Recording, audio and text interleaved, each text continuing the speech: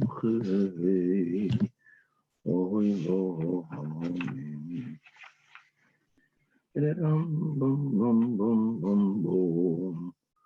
morning, guys. Good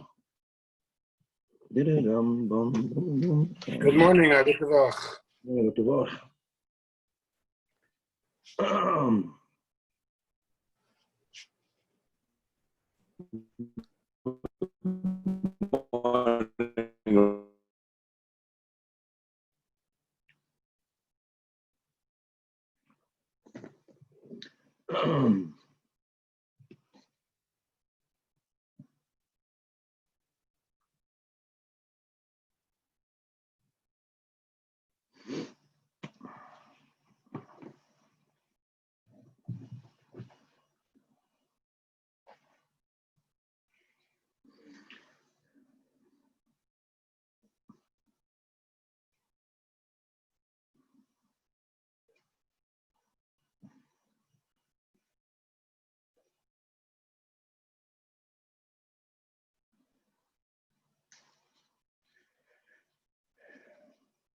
All right, Chevetz Mamish Gavaldik, the learning.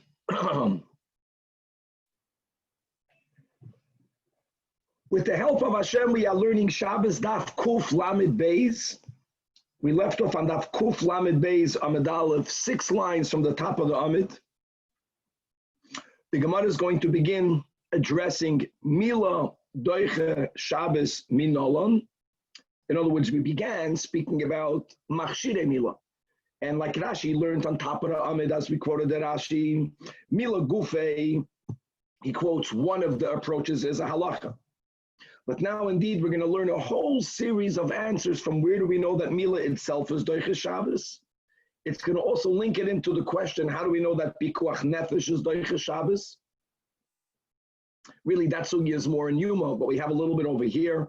We're going to learn a very important principle that Ein Danin Kal V'Chomer Mahalacha. If you have a halacha l'Moshe Misinai, you can't build a Kal V'Chomer from it. And actually, like Rashi is going to say, like Rashi says, Lo nitna Torah Shabal Peh Lidoresh B'Yud Gimel Midas. Torah Shabal Peh here is referring to halacha l'Moshe Misinai.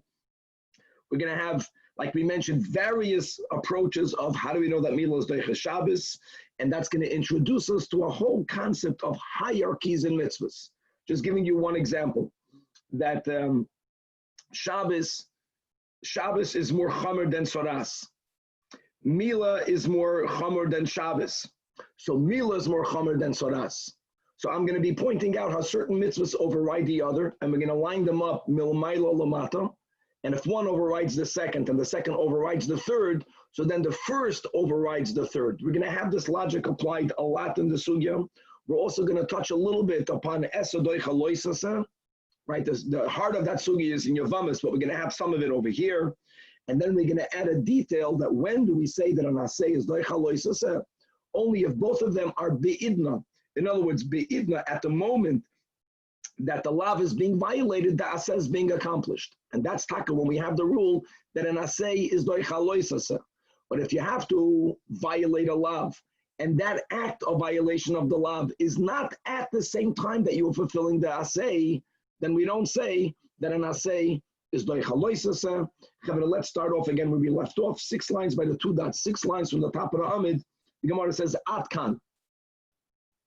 At kan lepligi Rabbanan alei ela b'machshirei mila. The machlokas of the Rabbanan, meaning Rabbi Akiva and Rabbi Eliezer, was only whether machshirei mila is doicha Shabbos or not. Abo mila gufa. How do we know that principle? Well, yes, Rashi, we quoted, said halacha. We're going to see again a series of answers to this question. Also, just to clarify, Mila is Doiche Shabbos only if Mila is Bismana. But we'll get there. Says the Gemara Amar Ula, this is what we quoted, halacha. Halacha means halacha l'Moshe Mesinai. V'chein Amar Rabbi Yitzchak, that what? That it is a halacha. Meisvei. How can that be? It says in Ebraisa, "Minayin lepikuach nefesh doiches haShabbos." Rabbi Elazar ben Azariah Omer, listen to this. That ma milo shehi achas me'ivod of shaladam.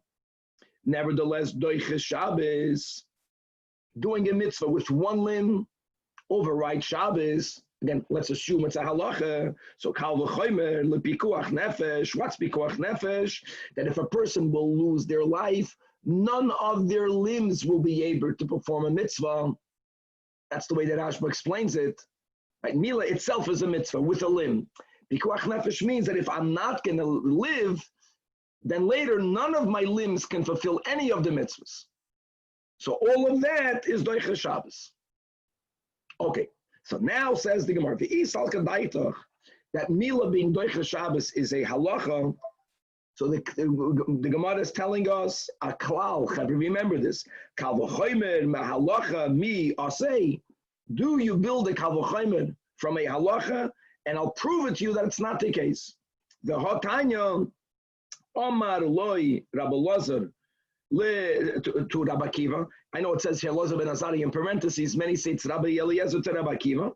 And what are we talking about? Look inside Rashi right away.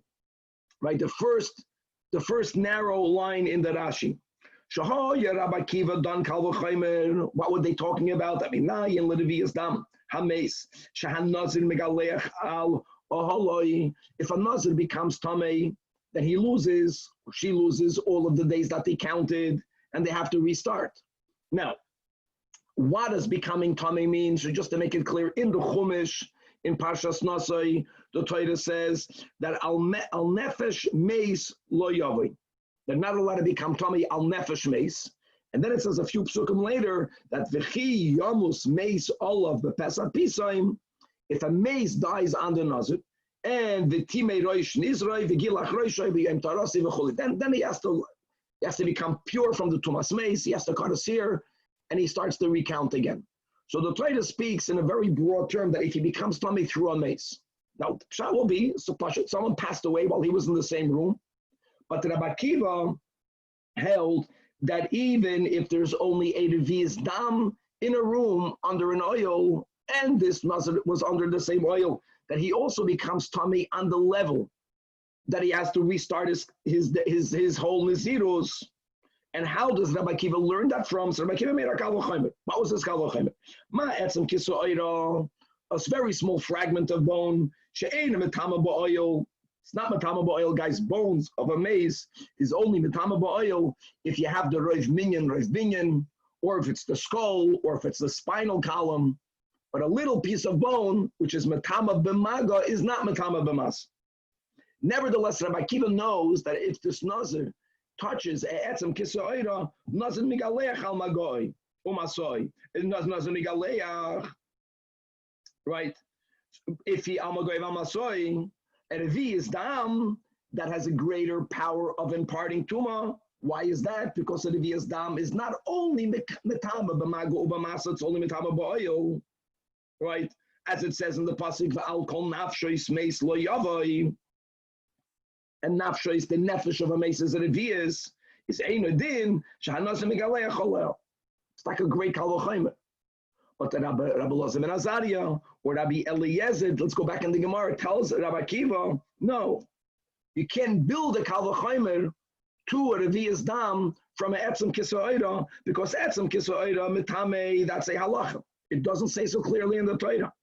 Or the revi'as dam, you're trying to extrapolate, learn it from the din of etzem kisoira as a kal v'chomer. And my friends, this is the rule: the ein danin kal v'chomer me'halacham gavaldik.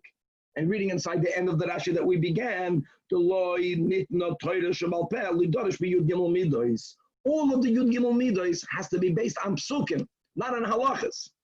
Okay. Now, we're not going into the answer of Beneged the din of a nazir. We're just bringing a proof that ain't done in kal v'chomer halacha. So how can you say that the din that milas doicha Shabbos is a halacha? Can be. Because since there is a Tana that learns that pikuach nefesh is doicha Shabbos, making a kal v'chomer from the fact that mila is doicha Shabbos, if he's learning it, a kal v'chomer from mila, it means mila is not a halacha l'moshe mesina. Okay. Baruch atah adinoi, Eloheinu malachenu, b'shar kol yom v'dvarim. Ella, next approach, Amar Rabbi Elazar, this is the Amoira. He has a Gzeira Shava, and yes, my friends, Ein Adam Don Gzeira Shava Ma'atzmai, that means he received the Gzeira Shava from his Rebbe's. Asya Ois, just on Pashas Kisisa, Benegea Shabbos, ki oisi. And when it comes to Mila, now we're going to be using a lot, both in Kuflamet Beis and in Kuflamet Gimel, basically two psukim concerning Mila. One is in the portion of Lech Lecha, and that's the ois. It says in Parshas Lech Lecha, V'hoya lo ois bris. This is what Hashem tells Abraham Avinu. We also have in the beginning of Tazria, the parsha of a bris. Vayishikis Tazria, v'yolda Zachar, right? Uvayoyim Hashmini Yimoil B'sar Orlasi. But the word ois is written by Shabbos. The word ois is written in Parshas Bris. So from what does he use for the ois? That what? That Mila is doicha Shabbos. So ois. Says the Gemara Elamaato Tefillin Techsid Behu ois. We have ois, guys. We say it every day in Shema twice, both in the first parsha, right? Ukshar Tom Lois. Then in the V'hoyim Shemaya parsha we say Ukshar Ten. Oisam lois. If ois, because even though you have an ois, I'm just saying the Gavaldikeit of how do you make these limudim. What do you learn from the ois? That Mila is doicha Shabbos, not the other way around. Well, if that's the case, ois by tefillin. So why don't we learn litchi Shabbos? Now, whoa, 1 second. Guys, the act of Mila is an act of Kabbalah. You're drawing dam, you're violating an av. There you need to have a limud that you can do it on Shabbos, even though there is a chilul Shabbos involved. Making one thing clear, even according to the Manda Avrim, that Shabbos is not the Zman of Tefillin, you're not being Mechal Shabbos wearing Tefillin. I'll go even more than that. Remember we learned a way back, if you find Tefillin in Rosh Hashanah and you don't want people to steal it, then you can wear it. No, it's even if Shabbos is Lav Zman Tefillin, and we're speaking about wearing it outdoors, holding it is carrying, wearing it is not carrying. So the Gemara is asking, why don't we say Ois by Tefillin? You know what we are talking about, my friends? That's the hemshech. We're speaking about machshirei tefillin. Why don't we say that a person should be allowed to write tefillin on Shabbos? And you're going to see later in the Gemara that when we speak about these Gezeidah Shabbos, it should violate Shabbos. It can also, and it has to mean the machshirim. We'll see that in a few lines. So why don't we say that you can write tefillin on Shabbos? So therefore, it must be that ois is not. We don't learn ois that one is doicha Shabbos. Ela asya. The Gezeidah Shabbos must be bris. Same thing. In Lech Lecha it says v'hoya lo ois bris. That's by bris milo. By Shabbos also kisisa lidoi roisam bris oilam. And again, interesting. Covenant is not that Shabbos is overriding Mila. Covenant, bris. That Mila overrides Shabbos. But not happy still. Check the Gemara. Gadol l'chsiv bris. Where's the Gadol where it says a bris? That, like I mentioned, that you have the parsha in Rashi says in Lech Lecha, when Hashem gave the mitzvah to Avraham Avinu, it was on many levels. Ben Shloish Esrei, right? I pass it clearly that when you're 13 years old, you have to make a bris milah. Now, any milah beyond the 8th day, which we call a milah shaloi bismana, is never doicha Shabbos. If the Gezeidah Shabbos from bris, then by a gadol, where you also have the word bris, lidach litchi Shabbos, can be bris. Ella, the final attempt, asyo doiros. Asyo doiros, Zakt Rashi, by Shabbos it says lidoirosam bris oilam. By milas cotton only, it says ben shmoinas yomim yimolachem kol zacher lidoiroseichem. But by a gadol, right, where it says that as Adol Zacher Asher Lo Yimoil Saralosi as Brisi Heifar, that's the pasuk Rashi brings from Lech Lecha. There you don't have the word doiros. Oh, if it's doiros, now bite it. If doiros is to be used, that bris is doichem. So what about tzitzis? There also it says the word doiros, right? Al kanfei vigdeim lidoiros. Some of we say this every day in the Shema. And it says by bris doiros. It says by Shabbos, doiros. So why don't we say litchi Shabbos? And again, litchi Shabbos here you see by tefillin. By the way, we wear tzitzis on Shabbos. And there's nothing wrong. You can wear a beged. There's no chilul Shabbos. Litchi Shabbos means one should be allowed to make the tzitzis on Shabbos. Well, Elo, Omar Rav Nachman by Yitzchak. We're not backing off. Ois by itself, bris by itself, doiros by itself. All three of them are written by bris milah. All three are written by Shabbos. It's all three of them that make the Gzeira Shava. Done in Ois Bris Doiros, me Ois Bris Doiros. And now that answered. And in what way do we darshan? That Milah overrides the Shabbos, the act of the Bris Milah. La Fukei Hanoch, everything we mentioned has only one of the three, not all three. The Chad would exist by head, but not all three, and therefore we don't have a Gzeira Shava. Okay, so Atkan, my friends, I know we had kashas on each one, but we had the first approach that Milah is Doicha Shabbos Halacha L'Moshe Messinai. Second approach is we have this very interesting Gzeira Shava, not one word, not two words, but three words together. And now the Rabbi Yechanan. Rabbi Yechanan Omar Kro. When it says this pasuk is from Parshas Tazria, Uvayoim Hashmini Yimol Besar Olosoi, and the Torah could have written Bashmini. Isha Kisazria, the older Zachar, Bashmini, people would have understood Bashmini means on the eighth day. The word Bayoim is extra. So Bayoim, Afilu B'Shabbos. Okay. Now, let's read inside Rashi. This is very important because let's link this with the sugya we learned with the last DAF. Bayoim Afilu B'Shabbos. Mitolek Siv Bashmini Yimol. Now here we got a problem. Problem is, guys, we have to remember this Rashi. Where did Rabbi Eliezer learn that Machshire Milah is Doicha Shabbos? That was the top Rashi that the top line that we learned about. We just had above from the Bayoim. How does that work? Rabbi Eliezer, the Afke, that he uses this Bayoim to teach you that Machshire Milah Atzma has to be halacha.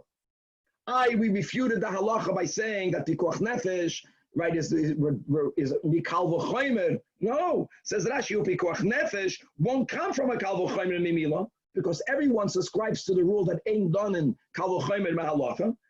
Where do we learn it from? So Rashi alludes to him, and Yuma pay, hey, that's the whole sugya of Pikuach Nefesh, whether it's Doicha Shabbos or not, and he will go on the other limudim. It's important to remember that. Another thing that's important to know, just a heads up, that we do not paskin like Rabbi Eliezer. Machshire Milah are not Doicha Shabbos. We do paskin like the Chachamim. We do paskin like Rabbi Akiva. That will be the end of the sugya of Kuf Lamed Gimel. So therefore, halacha l'maisa, we will be saying that to Ubayoim Hashmini, we're going to see how much Rabbi Yechanan Shita is going to stand, is the source that Milah is Doicha Shabbos. Okay. Very good. Amalei Reish Lakish l'Rabbi Yechanan.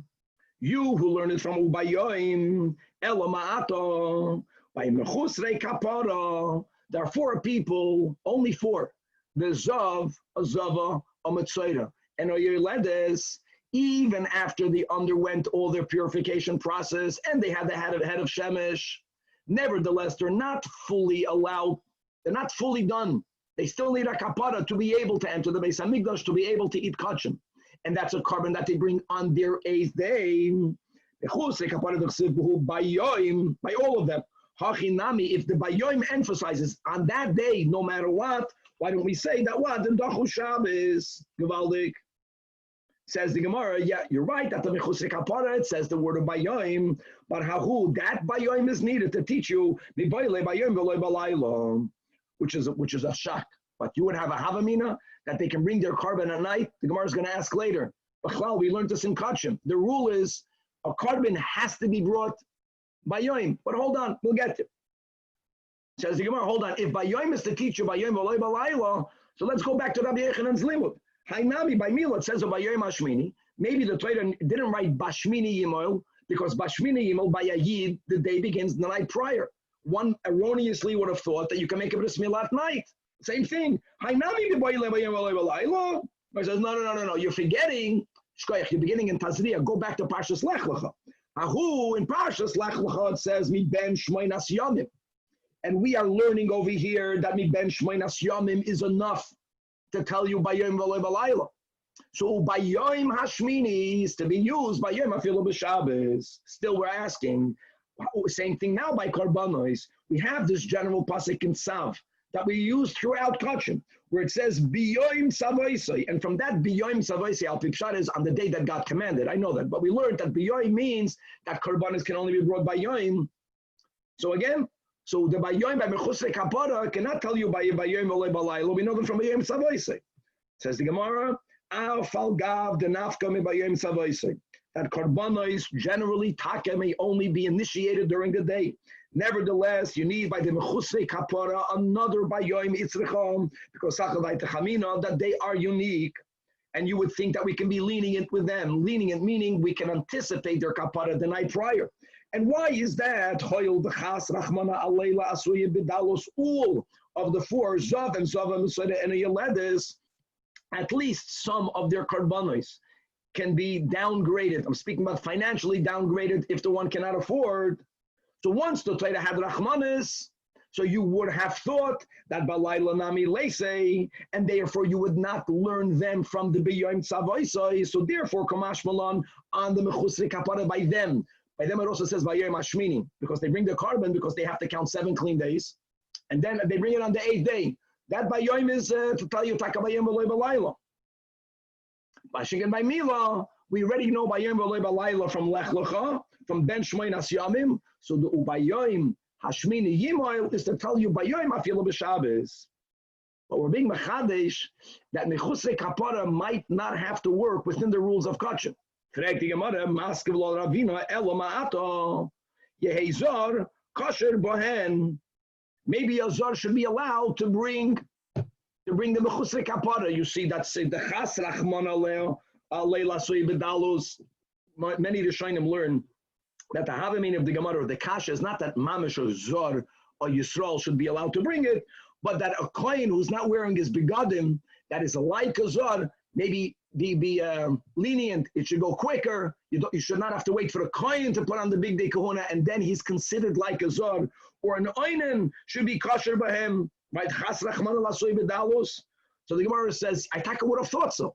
But now that the Torah, or Hadrei Kra, now that the Torah wrote to Bayom to tell you, Bayom Hashmini by Mechusrei Kaparas, to tell you, Bayom, that he brings it by day and not by night, because he does have to follow all of the rules of other kachim. So b'meila, a zod is not good, an oinen is not good. Okay, so now we had halacha, we had Gzeira Shava, and Rabbi Yechon was ubayoim. Now we're going into a fourth answer. Rav Acha Bar Yaakov says, Amar Kra. We learn it from the Shmini. Shmini afilu b'Shabbos. Now, guys, I get it. We're stretching. Ubayoim, you can argue, is extra. Right, Bashmini. But Rav Acha is saying that you learn it from the word Shmini. What, the Torah should not write Shmini. It's an extra word. Shmini is not telling you it's Doiches Shabbos, asks the Gemara. No, Shmini is needed to tell you that you can't do the bris on the 7th day. Hashem has to write the 8th. It doesn't mean that in unusual circumstances, which is when the 8th is on Shabbos, the Torah is not alluding to that, perhaps. Says the Gemara, no, Parshas Tazri is not the first time the Torah speaks about bris. Shvi, we already know from Parshas Lech Lecha. There it says Ben Shmoinas Yamim. Okay, so it should say Ubayoim Yimoil or Yimoil. It's right, Yimoil. Says the Gemara, no, that Bakate mi Boyalei Chad Lamot Shvi, which is, let's go on the Seder Advarim Parshas Lech Lecha. But Chad, the one in Tazria, the Torah has to write 8 to tell you Lama'ut Chi. What does it mean? By the way, my friends, of course, if you did not do the Bris Milah on the 8th, you have to do it on the 9th. And then if not on the 9th, you have to do it on the 10th. But the part is that one might have thought that you may not do a Bris Milah before the 8th day. But once 7 complete days passed on the baby, whenever you do it is good. The 9th is considered the right time. The 10th is considered, that's the Gemara's question. So one other Shmini is needed to exclude, no, that the Zmanle is only on the 8th day. The Imechad had the Torah only written the one in Lech Lecha, Havamina, Taka Shvi Hu Deloy Mata Zmanle. However, Aval Mishmini Ve'elach Zmanehu. So therefore, you don't have an extra Shmini. It was needed, and you can't use something that's not extra to tell you that Mila overrides Shabbos, and the Gemara therefore refuted this last Shita of Rav Acha, by Rav Acha by Yaakov, and Ela Mechaver Toked Rabbi Yechon. Now it's interesting that the Gemara didn't say Ela Mechaver To. We had 2 other answers prior. No, we're focusing, as we'll see throughout the Sugya, we're going to be accepting Shita's Rabbi Yechon. Ironically, even though Rabbi Yechon and Shita cannot work with Rabbi Eliezer like we read the Rashi. Because according to Rabbi Eliezer, the Ubayayim is coming to tell you that Machshirei Milos Doiches Shabbos. Okay, right. Now the Gemara says, Tanya Kavos said Rabbi Yechanan, And again, look inside just the Tosfos. Tosfos, just the first line says, the Gemara is not only emphasizing Rabbi Yechanan and not Rav Acha. Rav Acha already was refuted. The Gemara means say, not like Rav Acha by Yaakov, not like Rav Nachman by Yitzchak, that has the Gzeira Shava. That's the right answer. The answer is Rabbi Yechanan's answer. Back in the Gemara. Why is that? It says in Abraisa, Shmini Yimoil. All right, that's in Parshas Tazria. Ubayoim Hashmini Yimoil, says the Braisa. Shmini Yimoil means even on Shabbos. Before the Ubayoim, when you read the pasuk, you would say it's on Shabbos. Literally, on the 8th, always. I state in Parshas Kisisa that Mechalalel Mois Shumas. So no, says the Braisa, that I would say that pasuk in Kisisa is to be taken vaguely. Generally, Mechalalel Mois Shumas. That's the initial approach, logically. Why would we approach it that way logically? The Gemara is going to unpackage it in a moment. But then the Braisa says, hold on, maybe not. That when it says in Kisisa Mechalalel Mois Shumas, take that literally. No, there are two psukim, one of them has to give. Are you going to celebrate Milah? You're going to celebrate Shabbos. I would say that's not as literal, that's generally Bashmini. But if it's on Shabbos, chutz mi Shabbos. So I don't know. That's why Talmud learned Bayoim, clearly Atana learns it from the word Bayoim. The word Bayoim is considered superfluous. And that's the thing. On this day, God says, on this, no matter what, afilu b'Shabbos. Now we are familiar, and it's good to become familiar with the way the Tanoim speak.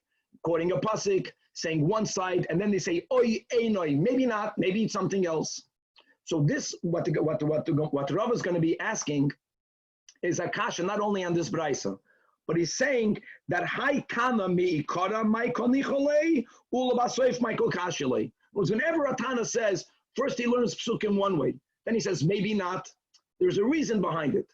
There's a reason why initially we think one way. There's a reason why initially he thought that Milah is doicha Shabbos. It says Mechalalel Mois Shumas. No, that should be as a vague. Shmini Yimoil is literally. But then there's another svara that the Tana had that refuted the initial one, and Rabbi wants to explain it.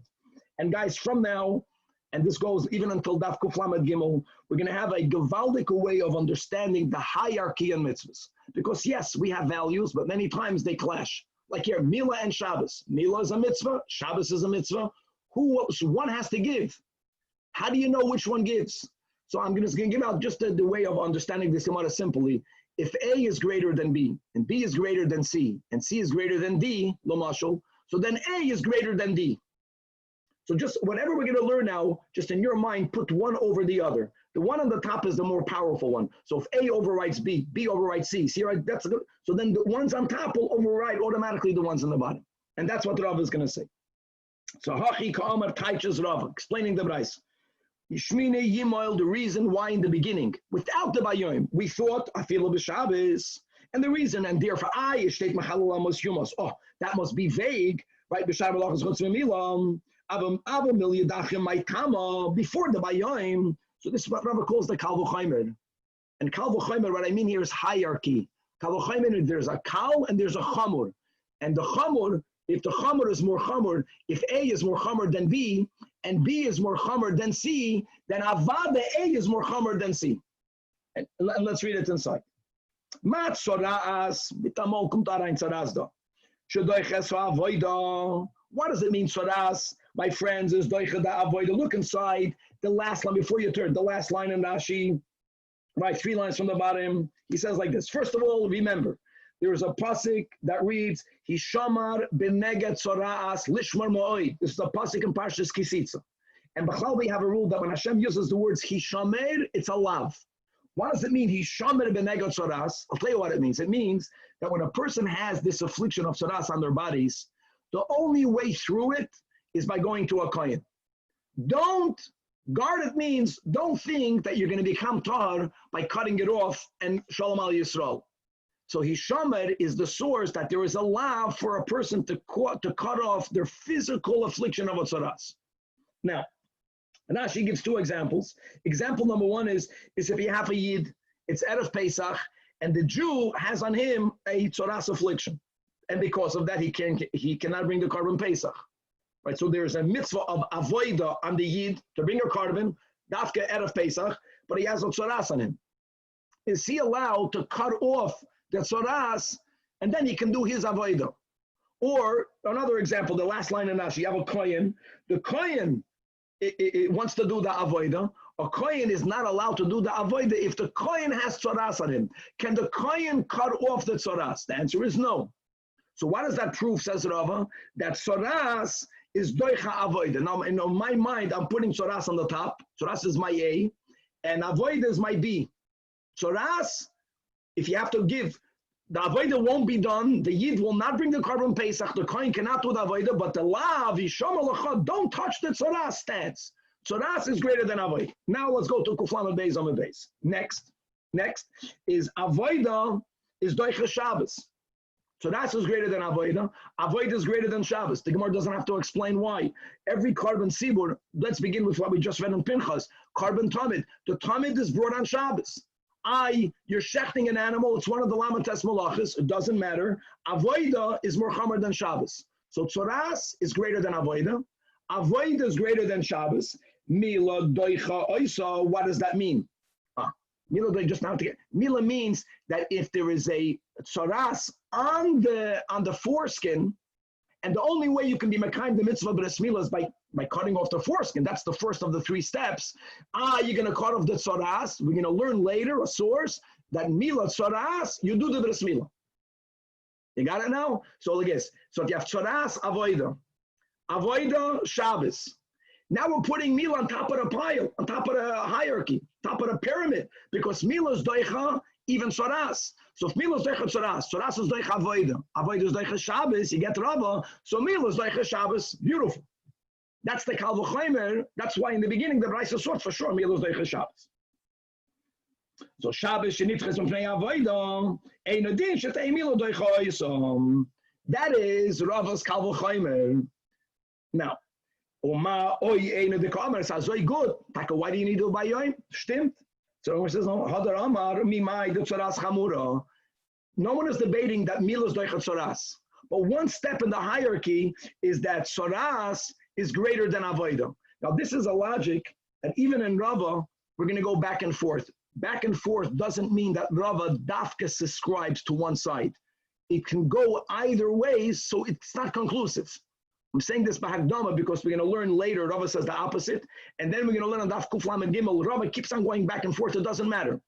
Back and forth means that maybe ain't right, maybe not means the moment you take the tzoras greater than avoida out of this hierarchy, you lost the whole pyramid. Milas doicha Shabbos, no question about that. Milas doicha tzoras. But the fact that tzoras is doicha avoida, does that mean that tzoras is greater than avoida? Rabbi says maybe not. Maybe tzoras is not greater than the avoida. Like I mentioned, if that's the case, why doesn't the Yid who has tzoras cut off his tzoras and bring a korban Pesach? Dilma really, Shabbos is chamura than a bris. I'm sorry, Shabbos, tzoras is not more chamur than Shabbos. And Bechlal, tzoras being more chamer than Shabbos, how did we get tzoras more chamer than Shabbos? Because if you put, guys, haltkop, tzoras, avoida Shabbos, so then tzoras is more chamer than Shabbos. No, first of all, Shabbos Bechlal is a day that there are so many prohibitions and there's so many penalties, right? You have kares, you have skila, you have, none of that you have by the hisham ulacha and nego tzoras. I'm not minimizing a lot, you get malchus, but you can't compare. So Bechlal, I'll tell you, Shabbos is a lot more chamor because of the penalties than tzoras. Take out the words inami. Now, but hold on. Tzoras is doicha avoida is doicha Shabbos, which means tzoras is doicha Shabbos. No. Tzoras is not doicha avoida. The reason why we don't allow the Yid to cut off his tzoras in order for him to do the avoida is not because tzoras is more chamor than avoida. No, really, if that would have been a solution, cut off the tzoras. But think about it, my friends, in the examples that we gave. Let's say there's a Yid that's at a Pesach. He's going to go ahead to Chacham and he's going to cut off his nego tzoras. How does that help him? Do you know that if a person has soras, he's tamei? Now, if you remember, without the details, there's someone who's confirmed a mitzvah, there's someone who's only confined a musgar. The one who's confined, taka doesn't have to undergo the whole procedure, but he's zikr tamei that day. He needs to have mikveh and wait until the night. So even if he's going to cut off his soras, now he's tamei anyway. The reason why he cannot cut off his neck of soras is not because soras is more chomer than avodah. Maybe, says Rabbi. Dilma mishum gavrahu deloi chazi. Now, the moment you took out soras greater than avodah, I know avodah is greater than Shabbos. I'm not debating that. And I know that Mila is greater than soras. But if you don't have soras greater than avodah, if you take out that link in the pyramid, you lost the whole thing. And you lost the whole thing. Shmini Yimol is not to be taken literally. It's only vaguely. Chutz mi-Shabbos. That's why the Tana needed by Yom, like that's like the source of Rabbi Yechanan, that by Yom is extra to tell you that Mila is doicha Shabbos. Now, guys, this hierarchy will be the end of the whole Amud going into next Amud. It's very geschmacktes. And just this question again of tzaras and avodah, you're going to see Rava right now in the second part, the oy einoi, he leaned that tzaras is not greater than avodah. We're going to learn in the next shtickle Gemara that Rava holds tzaras is greater than the avodah. We're going to learn in Daf Kuf Gelam Gimel that Rava goes back. It doesn't matter. He's going back and forth. You can look at it both ways. Now, the logic here is very good. Taka, if you would cut off the tzaras, you would not resolve the avodah anyway, but there's a comeback to that, as we'll see later. Okay, Tana Rabban, weiter. Now, one of the things that we didn't explain yet was that Mila overrides Tzaras. Right? That was the whole hierarchy in the Havamina. That we said that Tzaras, Avodah Shabbos, and Mila, we put Mila on the top. Why? Because Mila overrides Tzaras, and it's emes. If there's a nega Tzaras on the foreskin, you do the bris Mila. You cut off the Tzaras. Where do you know it from? Now we're going to address that. And this is true whether the meal is being done bismana, which means on the 8th day, or whether the meal is being done shalei bismana any day after the 8th. It's called shalei bismana. That's din number 1 that we're going to analyze now. Now we're going to learn din number 2 on the Baraisa. That will be analyzed on next DAF. Yom Tov eino doicha ela bismana bovad. This concept that milas doicha Shabbos is what we just learned about with all the different sources. Mila, my friends, is doicha Yom Tov. But even by Yom Tov is not as chomer as Shabbos, right? By Shabbos, you chayev skila. By Yom Tov, you violate, God forbid, you chayev alav. The penalty is not as severe. Mila can only be doiche Yom Tov, same if Mila is bismana. If it's a Mila shaloi bismana, which means it's the 9th day, then Yom Tov einoi doiche ela bismana muvad. Mila shaloi bismana is not doiche Yom Tov, and like Rashi says, and avad, and certainly it's not doiche Shabbos. We're going to leave that for Kuf Lamed Gimel, because my friends, you can ask the same question. Now, once we establish that Mila is so gavaldik, so why isn't even a Mila shaloi b'zman doicha Shabbos as well? We'll get to that later. But right now, we're going to focus on Mila being doicha tzaras, the first part of this rice. So says the Gemara, okay, now you're telling me, you're telling me the rule, but we know how to Mili. How do I know that from? This Braisa doesn't give the reason, but the Amoraim are not making up reasons. We go back to the Tanoi. The Talmud Rabbanan. Yimoil Besar Orlosai.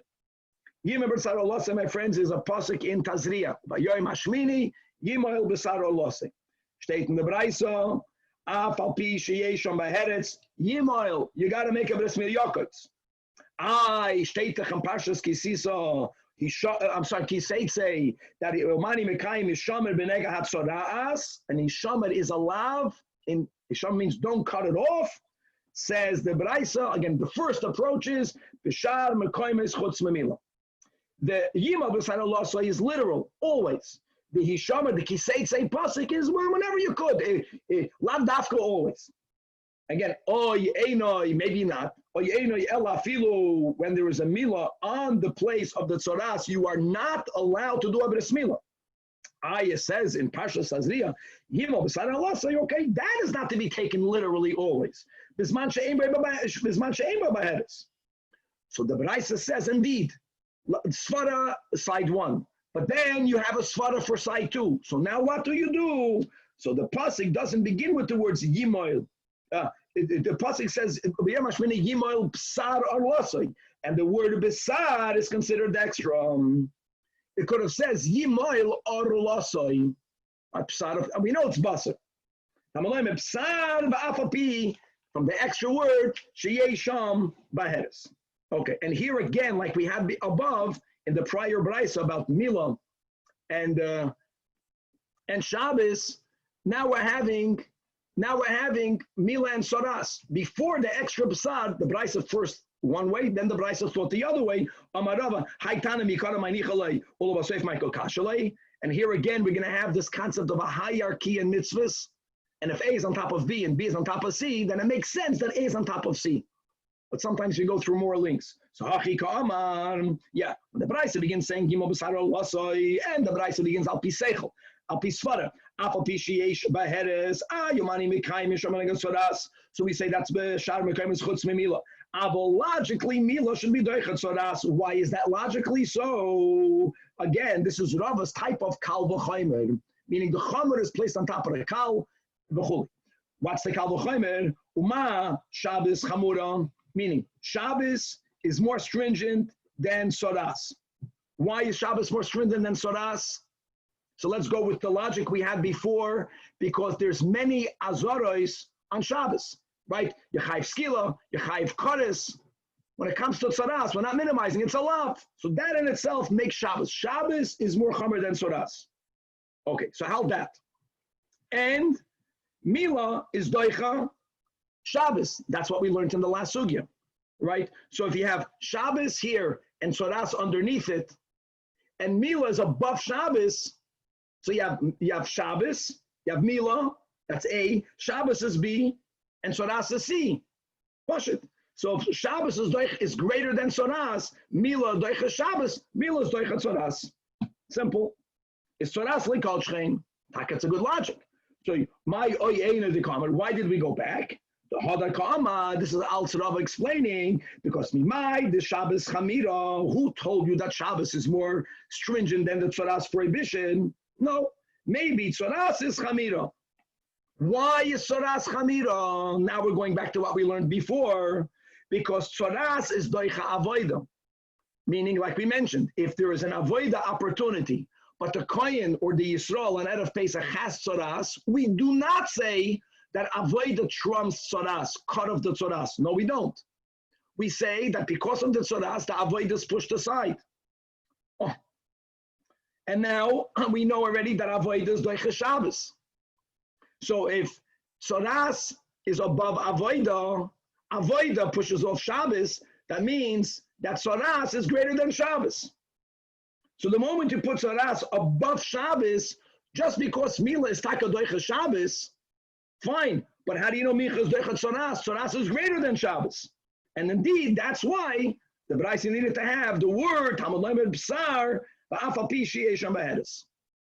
Again, interestingly, notes here, Rava is explaining the Oy Einoi, notes this Braisa will take a hold that Tzoras is greater than Avodah. There was a kasha, a logical kasha that Rava said, Tzoras is greater than Avodah. You don't cut off the Tzoras because it wouldn't help. We're going to see later that there is a counter to that as well. And even that counter is not definitive. Rava goes either way. Okay, right. That this is all the Braisa, the Gemara is explaining the Braisa. Milo doichas Tzoras. Why says the Braisa? Right, not from the Basar. It begins Pashit. You know why? I'm sorry. Milo doichas Tzoras. When we had the first, the Mikara Michael by Haikana Mikara Michael Nichalei Ulabasoif Michael Kashilei, not because of the hierarchy of Rava, but because of a general rule. The Asa Asay v'Doichaloisa say Pashit. We have a rule of Asa Doichaloisa, and we're beginning with the Havamina, my friends, that Bris Milah is an Asay, that we know. And the prohibition of cutting off Tzoras, the Havamina here is it's only a lav, Hishomer, pen, right? That's all the shyness of thou shall not. So Pashit, because of Asay Doichaloisa, say you do the Bris Milah. Oh, you, my yoyena de Amar, says the Gemara. No, Hadika Amar. Emer dominin and Asa Doichaloisa say. That's only if it's an asay on one hand, and there's only a lav, like to say gereda. But hi, asay vilois asayhu. And like Rashi brings out, if you look inside the pasuk in Parshas Kisei, say the same pasuk. It says Ishomer Right? The word Ishama, Rashi says, means loisasehu. And the next word it says, la sois k'chol asher yodu, to do what they're telling you to do. To do means not to cut it off. To do means to go to the kohen and to ask the kohen whether the nega is takat soras. No, it's to get your tara the way the Torah prescribes. But that's a positive that has in it, ichlal hen ato shemei alav. Now this is so strong that all of the Rishonim ask, what was even the havamina? In other words, it's not that there is an assay in another pasuk. The same pasuk that has the lav has an assay. Everyone knew that it's an assay and a loisasa. So the Rishonim say, hold on, yeah, but Bris Milah and Pesach are the only two positive commandments for which you have a punishment of kares. So there was a havamina that even though we knew that Bris Milah is only an assay, since it's such a serious assay, maybe it can be doiche even an assay and a loisasa. But anyways, that was just a havamina, but the other side of the Brais is no, it's an assay and a loisasa. It says yimol besar or losay. I can say that's only bisman that she'ein bo b'heres. So that's the back and forth. Just to speak out, Alter Rebbe and get us a tshuva in the beginning when he's not quoting the Tanya at the end of Masechtas Yuma, he explains why is an assay doich halois. So just to know the logic. Actually, when it comes to doing tshuva, it's easier to do tshuva for the violation of an assay. Clearly, when it comes to Allah, you have to have tshuva and Yom Kippur. Why is an esadoy chaloisa says? So the Alter Rebbe explains that every time you do a mitzvah say, you bring a light of godliness into the world. You bring a oir v'shefa b'olam esloyainim. And if you don't do the mitzvah say, you didn't make a pigam, and God will forgive you when you do tshuva for not doing the asay.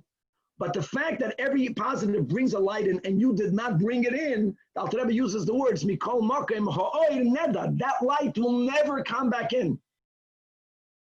When a person violates a lav, they make a pigam, but their tshuva fully rectifies the pigam. Now, we are not suggesting, God forbid, that someone should say, let me sin, and then I'll do tshuva. God forbid. Ema speaking. But tshuva taka resolves a lav. Tshuva can never fully resolve an assay. God forgives you. But the light that you should have been into the world is never going to be in the world. And the Alter Rebbe quotes Chazal that say that clearly by certain positive commandments, it's mu'uves she'ene yochal liskain. You can't fix it because you didn't say the Shema. That Shema will never be in the world. So based on the rule of asay doich haloisa say, then Mila should be doichet soras. The problem is that there's a positive commandment to follow through with the soras by going to the kohen. And that's why the Braisa concludes Tamaloy B'sar. That's why we need a pasuk to tell you va'afalpi sheyei sham b'heres. Okay. So where are we at? We're at that Mila is doichet soras because of the extra word basar. So asks the Gemara, I have a kash on this now. Tanach Gadol. What's the Gadol? Rashi says that in Parshas Lech Lecha, you also have the words Va'arel. I'm reading inside the Rashi Zajac. Asher lo yimoil es besar or losoi, and the Torah says he's chayv kares. Who is chayv kares? Only an adult. So you have the s extra word basar there, and also in Lech Lecha, the Torah could have says va'arel zacher asher lo yimoil es or losoi. Why besar? So there it says besar, which from there we're learning that if the gadol has a negat soras on the foreskin, do the bris milah. Milah doichet soras. Kotanami, which is the pasuk in Tazria, Ubayoim Hashmini Himoil Bisar Losai, that's the Psar. However, Benini means a minor Shaloi Bismanoi. And how do we Bichlal know that if we miss the 8th day until Bar Mitzvah, there's also a chiyuv on the father to circumcise? Rashi says it's also learned from a pasuk in Parshas Lech Lecha, so says the Gemara in Kedushin, where it says Himoil Lochem Kol Zachar. Himar Lochem Kol Zachar means even though you missed the 8th day, do the bris milah. But in that pasuk, you don't have the word b'sar. So now we are asking, what happens if there is a baby that has a tzoras on the arla? They missed the 8th day, for good or bad, for right or wrong.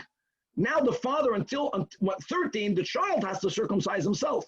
Then taka, again, b'sar. But if everything is from the b'sar, who says that it still overrides tzoras? So the Gemara gives two answers. Answer number one is Abaya Taka. You don't have a pasuk for that. Elama As Yomi Beinayo. It's like a tzad hashava. We do have a b'sar by a gadol. We do have a b'sar by mila bismana by a katan. So learn it from both. That just from the gadol you can't learn it, because taki you can argue the shekena anush kares. Just from the katan you can't learn it, because it has the mila of mila bismana. Maybe that makes the mitzvah powerful enough to override sodas. Elama atzad hashava. Atzad hashava shebahen shekena moilin, a bris mila is done, and it's deichet sodas. So Taka Abaya says we learn af koil shenem moilim, it's deichet sodas. Rava Omar. Now Rava is going to come and say, now held cup over here. No, I will learn that a minor shaloi bismanoi overrules sodas from the b'sar. The b'sar is coming for that. And I'll tell you why.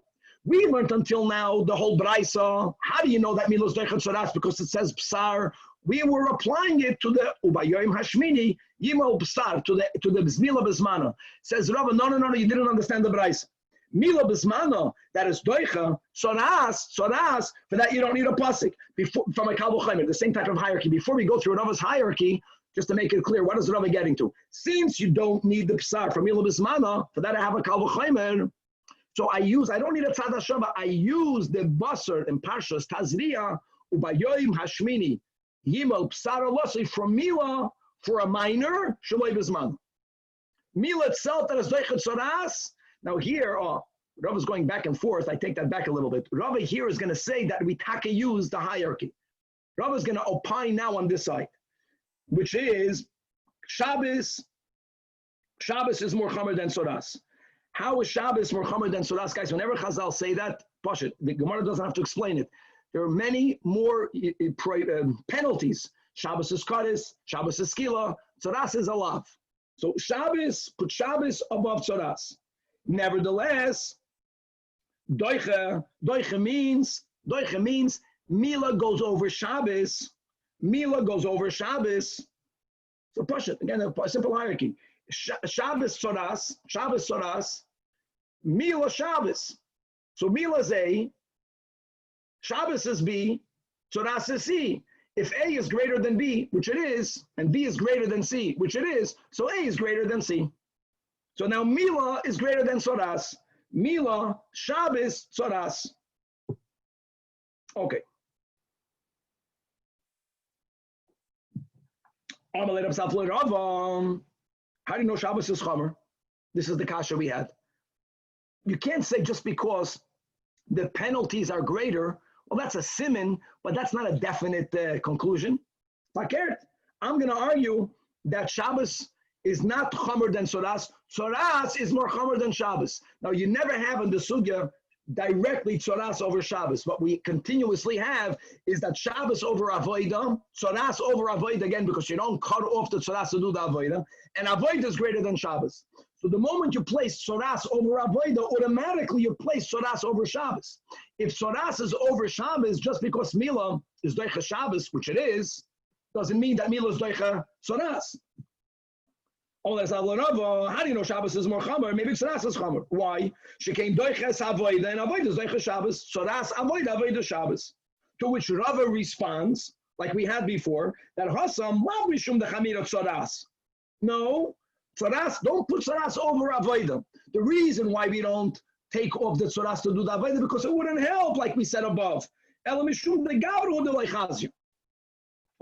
Says Rav Safra to Rabbi, I reject your logic. And now we have this for the first time. Amain. Yakutz bahar tevi. Who says that we are only speaking about someone who became a mitzayda that is muchlat? And by the way, a mitzayda muchlat, after you cut off the tzoras, they have to undergo many days, right? The 7 days, the cutting of the hair in the 7 days, and then the 8th day. There can be someone who's only a musgar. Only a musgar. When you cut off the tzoras, he's not coming for a long amount of time. There's no 7 days of tumah. But still, Rava says, true. But even a mitzvah that's only musgar, if you were to cut off the tzoras, like if the nega disappears, he's not good to go this moment. He's still nechusar tefillah. So in other words, even though that he'll be able to do the avodah Sunday, but not now. It wouldn't help for now. Counters Rab Safra, it's not true. And now this is gavaldik. That is true in some cases, not in all cases. It's true in most cases, but not in all cases. Tanach, we're going to me. Negoim Tameim is the Negoim that we always think about. Even if it's only Musgar, you're Tamei. However, what happens, Negoim Tahoidim? What's Negoim Tahoidim? So Rashi gives two examples. One example is Boyhak. Boyhak is some sort of faint color of white. And Bechlal is not Metame. Now hold on. If the Boyhak is not Metame, what's the issue? So we're speaking about a Kohen who has the Boyhak. My friends, even though in the Dinei Tzoras he's not Tamei, but he's considered a Balmum. Or Rashi gives another example. If he had a color white that Taka was Metamehim, but then Uparcha Bekule, it spread in his whole body. This is called the Nega that Bechlal has no Tuma, but he's still called a Balmum. And the din that he shamar benega tzoras, that you can't even cut that off, also asers the kohen to cut that off. Now here, if he would cut this off, he would be good now to do the avodah. So says Rab Safra, it's not true that tzoras is greater than avodah. V'hanaya, you never cut off a tzoras, even when that act will allow you to do the avodah. Tzoras is greater than avodah, and avodah is greater than Shabbos. Elo Amar Ravashi. So the Valdik. So says Ravashi, no, there's no Kal V'chomer. There's no Kal V'chomer. What was the Kal V'chomer? Shabbos, Tzoras, Milo Shabbos, Milo Shabbos. So says no, Shabbos cannot be put over Tzoras. Fakir, I'm putting Tzoras over Shabbos, argues Rab Safra. And Tzoras is over Shabbos because Tzoras is over Avodah. Because if we would have cut off the tzoras in the case of a megaton, he would do the avodah. So if tzoras is over avodah and avodah is over Shabbos, we do the avodah on Shabbos. So just because Mila is doicha Shabbos, you Rabbi, you don't have a kal v'chomer that Mila is doicha tzoras. And therefore the b'sar is needed. And the b'sar is needed for Mila b'zmano. So Abaya's answer is good. Rabbi is saying, I don't need to have a tzad hashava. Now we are challenging Rabbi. He lost the middle of the kal v'chomer. Ela amar Ravashi. Heicha amrin and the asiyah sevedocha loisase. Ravashi says Gavaldik. In all of these hierarchies, you think about it, when it comes to this question of, let's say, Mila and Shabbos. Mila and Shabbos is an essay and a loisase. Mila is an assay, and Shabbos is a loisase. Whenever we are challenging whether you can do a Mila and Soras. Mila and Soras, Mila is an Asay, and Soras is a Lav. He says, when it comes to your question of cutting off the Soras in order to do an Avodah, you're saying that Soras is greater than Avodah. Why? Because you don't cut off the Soras to do Avodah. Whoa. Even when the Torah makes the hierarchy, it works with the Asay Doich HaLoisase. Mila Soras, Esodoich HaLoisase. Tzoras and Avodah is not an Esodoich HaLoisase because the Asay is for the Kohen to do the Avodah.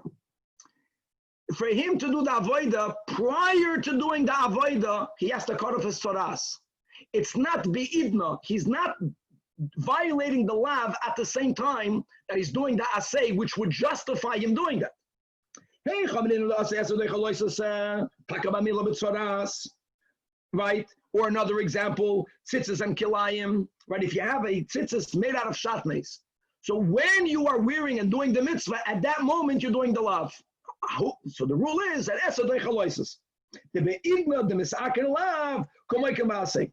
But over here, don't tell me that tzoras is greater than avodah. Really, tzoras is not greater than avodah. Rava's kal v'chomer stands. Rava kal v'chomer stands.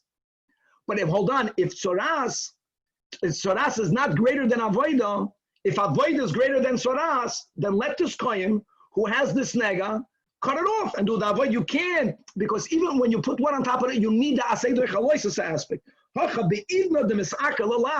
kohen is going to cut off his boyhak. At that moment, he's not doing the avodah. At that moment, like asay. Beautiful. So therefore, Rava stands. Therefore, Rava is right when he says that Shabbos is more chomer than Tzoras. Because by Shabbos there's greater penalties.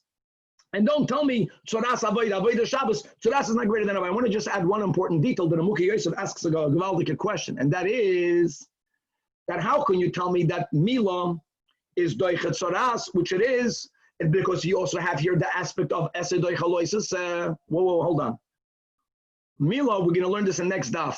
Mila is a 2 or 3 step process. That's a big machlok. It's very important. Zicher lekula alma. Mila is the act of the cutting off the foreskin. Mila, and it's the act of priya. Priya is uncovering the corona, right, by pushing back the thin membrane. According to many, metzitza, which is sucking out the blood, which is also because of sakana, no doubt, many people learn that that's part of the Mila itself. But let's put metzitza aside for a second. The mitzvah of Mila is only fulfilled when you did Mila and Priya. When did you violate the Hishamar L'cha B'Negat Soras through the first step? The moment you cut off the foreskin, you cut off the Bris Mila. You cut off the Soras. So the question can be, how is it Be'id? It's not Be'id now. You know when you fulfill the mitzvah Bris Mila, when you did the Priya, you already, prior to that, you cut off. So that's a Gavaldic question. So the Nemuchi Yosef proves from this that even though you need to have Be'idna doesn't mean that you have to finalize the mitzvah at the moment you're violating the law. The first step of the mitzvah is the act of Mila. Okay, that's enough of Be'idna. You're doing the mitzvah. Yeah, you didn't finish it, but you began it. Gavaldic. So now, says the Gemara, so all of this, and we're having this already in the first Braisa and the second Braisa, this question, whether we say that Soras is greater than Shabbos, or whether we say Shabbos is greater than, that's what it boils down to. Now, logically, Shabbos is greater than Soras. Really mean it's a hierarchy, because there's more penalties. But this thing, Soras Avoida Shabbos, says the Gemara, now we're going to quote this as Rava and Safra. Let's chapa. I know it's late, a little bit into Daf Kuf Lamed Gimel. I want you to know that this is really a Machloikas Tanoim. The Tanya Besar says the first Tana that Ba'af Alpi Sheyesham Ba'heres Yimoil. So clearly, this is Anmila Bismana that the Tana Rabbi Yoshia is using the Psar to tell you that Mila is Doichet Soras, which means without the Psar, you would not have a Kal V'Chomer. There is no Kal V'Chomer. Why would you not have a Kal V'Chomer? Because he subscribes to the logic that Soras is greater than Avodah, which means Soras is greater than Shabbos. So just because Mila is Doichet Shabbos, who says it's Doichet Avodah? However, Rabbi Yonasan and Rava will follow the Tana Rabbi Yonasan. He says, no, I don't need a Psar. Shabbos is Chamura.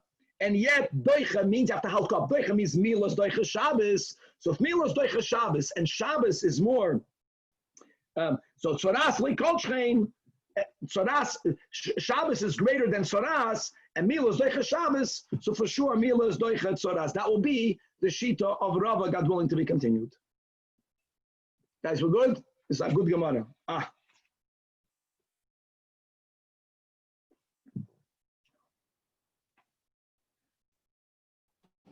So, Rabbi, why is it if a bris is pushed off, you could push it off indefinitely till it's convenient to make it? You don't do it immediately when the baby. So that's not so true. People do that. This idea that if there's even a suffix fake of health, we push off bris milah. They use it now by the corona when they set to shut the shuls. They use that a lot. The yellow today is not that dangerous to our understanding. You push it off. The tradition was from when the numbers of yellow comes down, you wait a week. And it's Not never more than a week. Shabbos. It's never Doicha Shabbos. I never heard that. It's whenever convenient. We don't have I never heard that. No, it usually ends up on a Sunday because that way you could get B'rei V'am maybe. But what Rabbi Zions is saying is that it has to be within 7 days thereafter exactly, or within With one exception, what Danny is saying that it can never. Mila Shloi Bisman is not Doicha Shabbos. We're going to learn some Daf Kuflam. Why not? Same Esod Doicha Loises. So we're going to get to this today, right now. But since it's not Doicha Shabbos, that's why it's Sunday has more chance than any other day, because Sunday means that the seventh day was either Shabbos or Sunday, but it's not always on Sunday. Do you have to wait exactly 7 days, or within 7 days? I always understood that. How can you push off a bris? Okay. Thank you.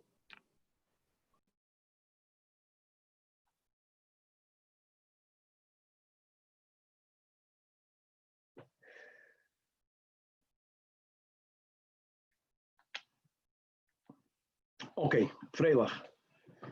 With the help of Hashem, we are learning Shabbos DAF Kuf Lamed Gimel. We left off on Kuf Lamed Gimel Amud Aleph, 4 lines from the top of the Amud Amar Mar.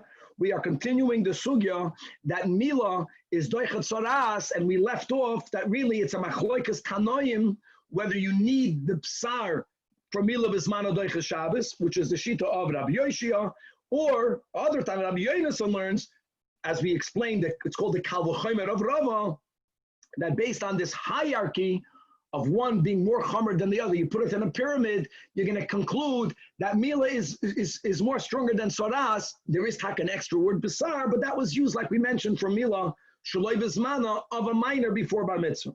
Now, we did have enough Kuflam and Beis Amud Beis Abraisa. We analyzed until now that Mila is Doichet Soras. How do you know that from? This way, that way, or Einoi. But now other part of the Braisa was that Mila, Shaloi Bizmana, is not even Doiche Yontif. And that's something, and Avada not Shabbos, and that's something that we'll have to explain. Why isn't it, especially now that we introduced in the last DAF the concept of Asay, Doicha Loisasay, which is a generic concept. So why don't we say at the end of the day, even though the Bris Mila was not done on the 8th day, for right or for wrong, Mila is an Asay. Yom Tiv is a lav. Shabbos is a lav. Eso Doicha Loisasay. We're going to learn a very important Rashi that whenever we speak about the 2 exceptions in Krisus, that normally Karas is for violating a lav. But there's 2 exceptions, Pesach and Mila, that even only for a mitzvah say, you're Chayiv Karas, just make it clear, who's Chayiv Karas exactly? Who's Chayiv Karas? So if it's the father did not mal the child before Bar Mitzvah, he's not Chayiv, there's no Chayiv Karas on the child, he's not Bar Mitzvah.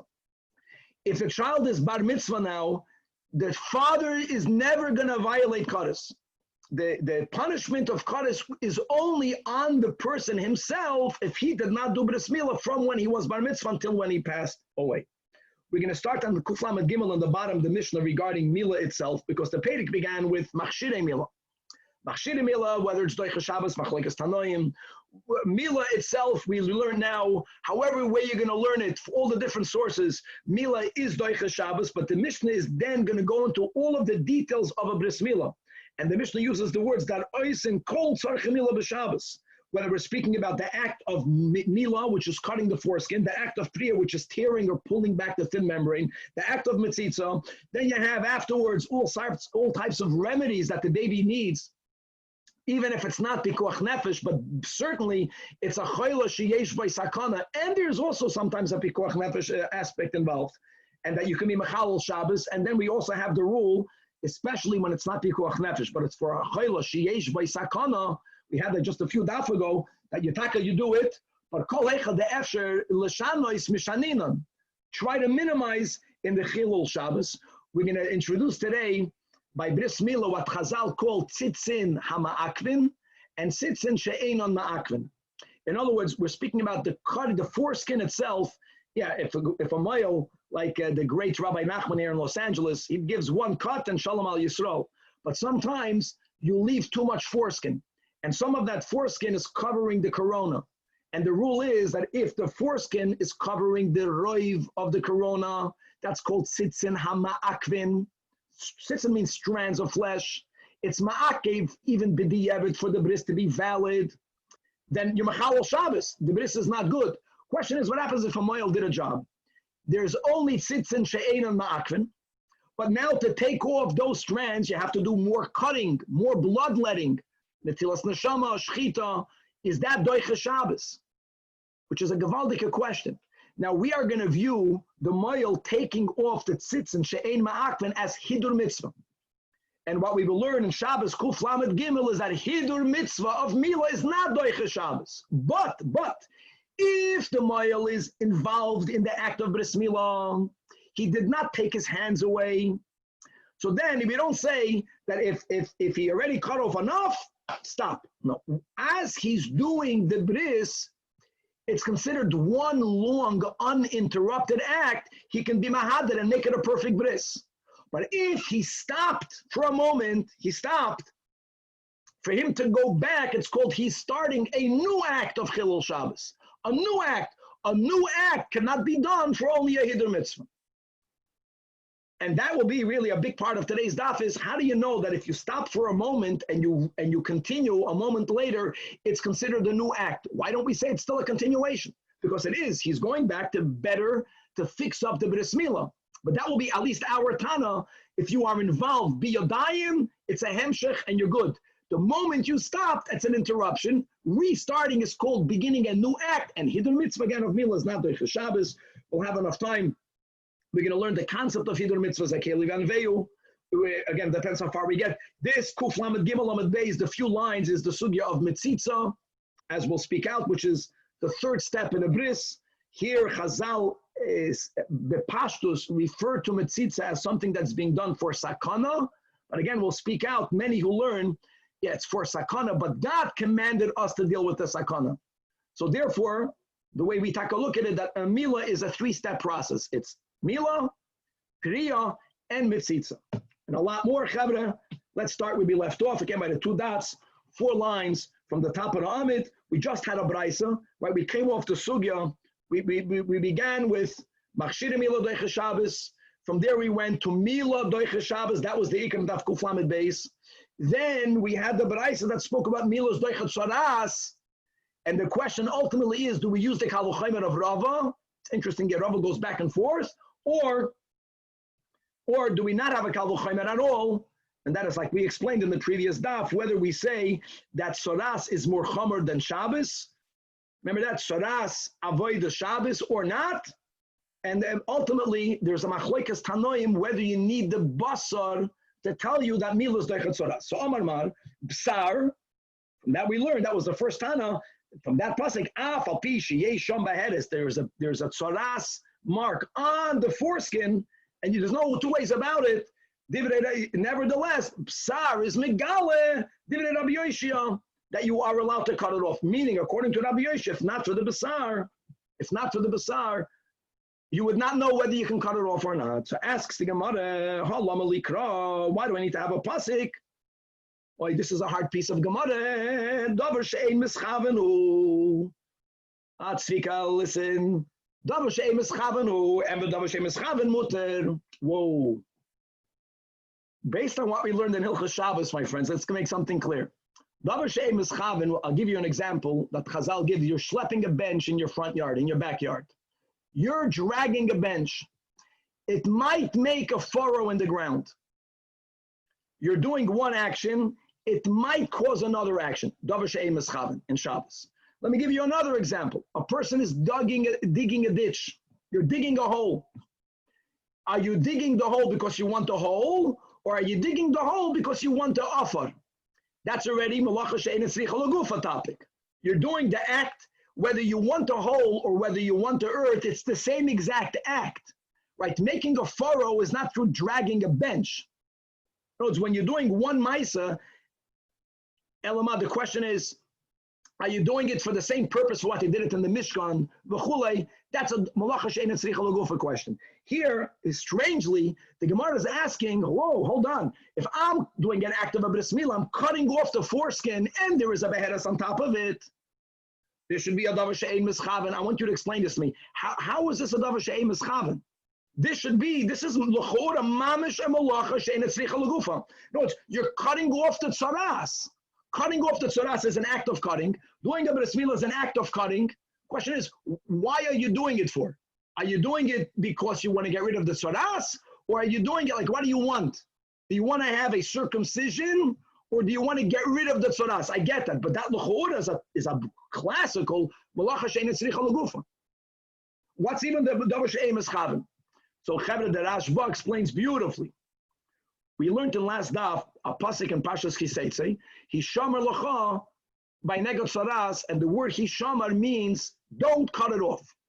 Says the Rashba clear from this kasha.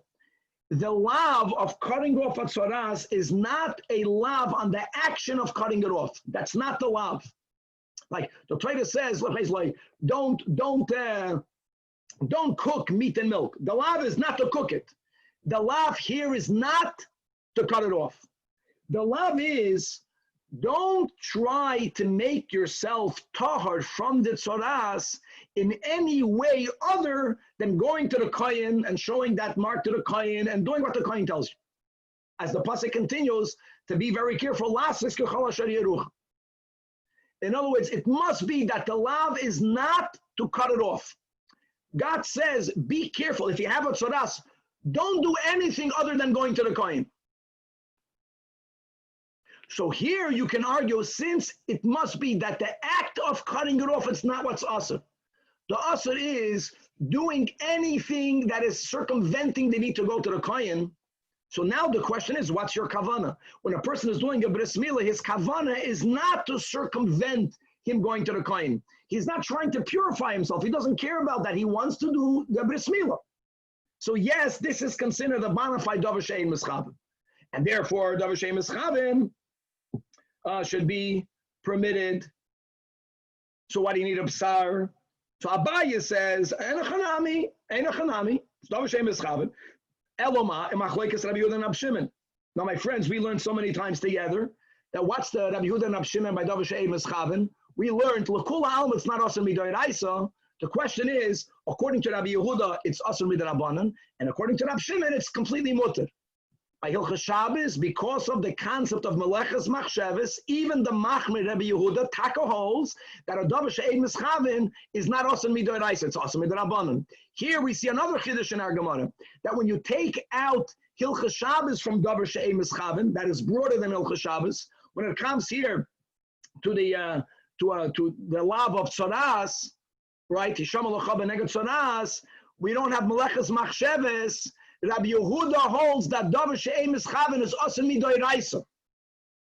And that's exactly what Abaye is saying, that this Tana follows Rabbi Yehuda. Rabbi Yehuda holds davar she'ein mischaven asur, and here asur must mean midoraisa. Why am I saying that? Because the Tana Rabbi Yoshe is using a pasuk bisar. God is adding a word, because without God's word, you would think that it's asur.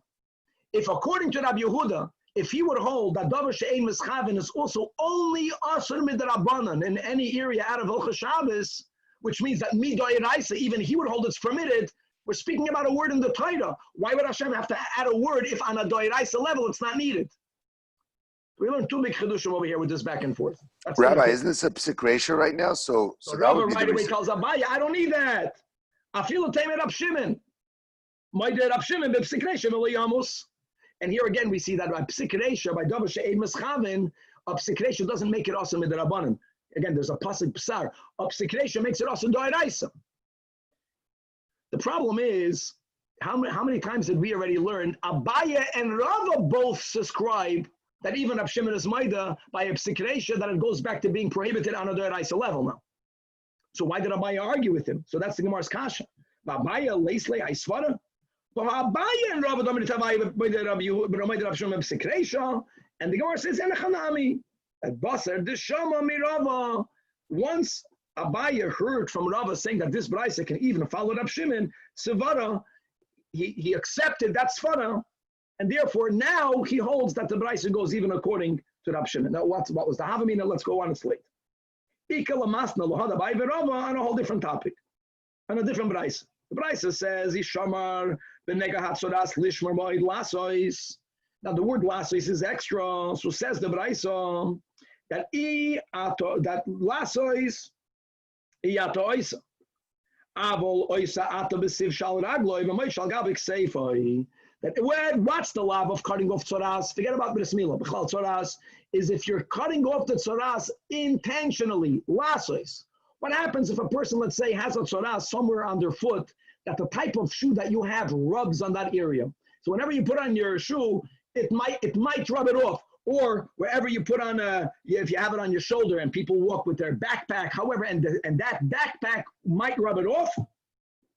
The word lasois, God adds the words to be machadesh, that even if it's going to happen, if that's not your intention, that's the Braisa. And on that, the kasha is, why do I need to have a pasuk lasois if it's not your intention? Here it stems. And it was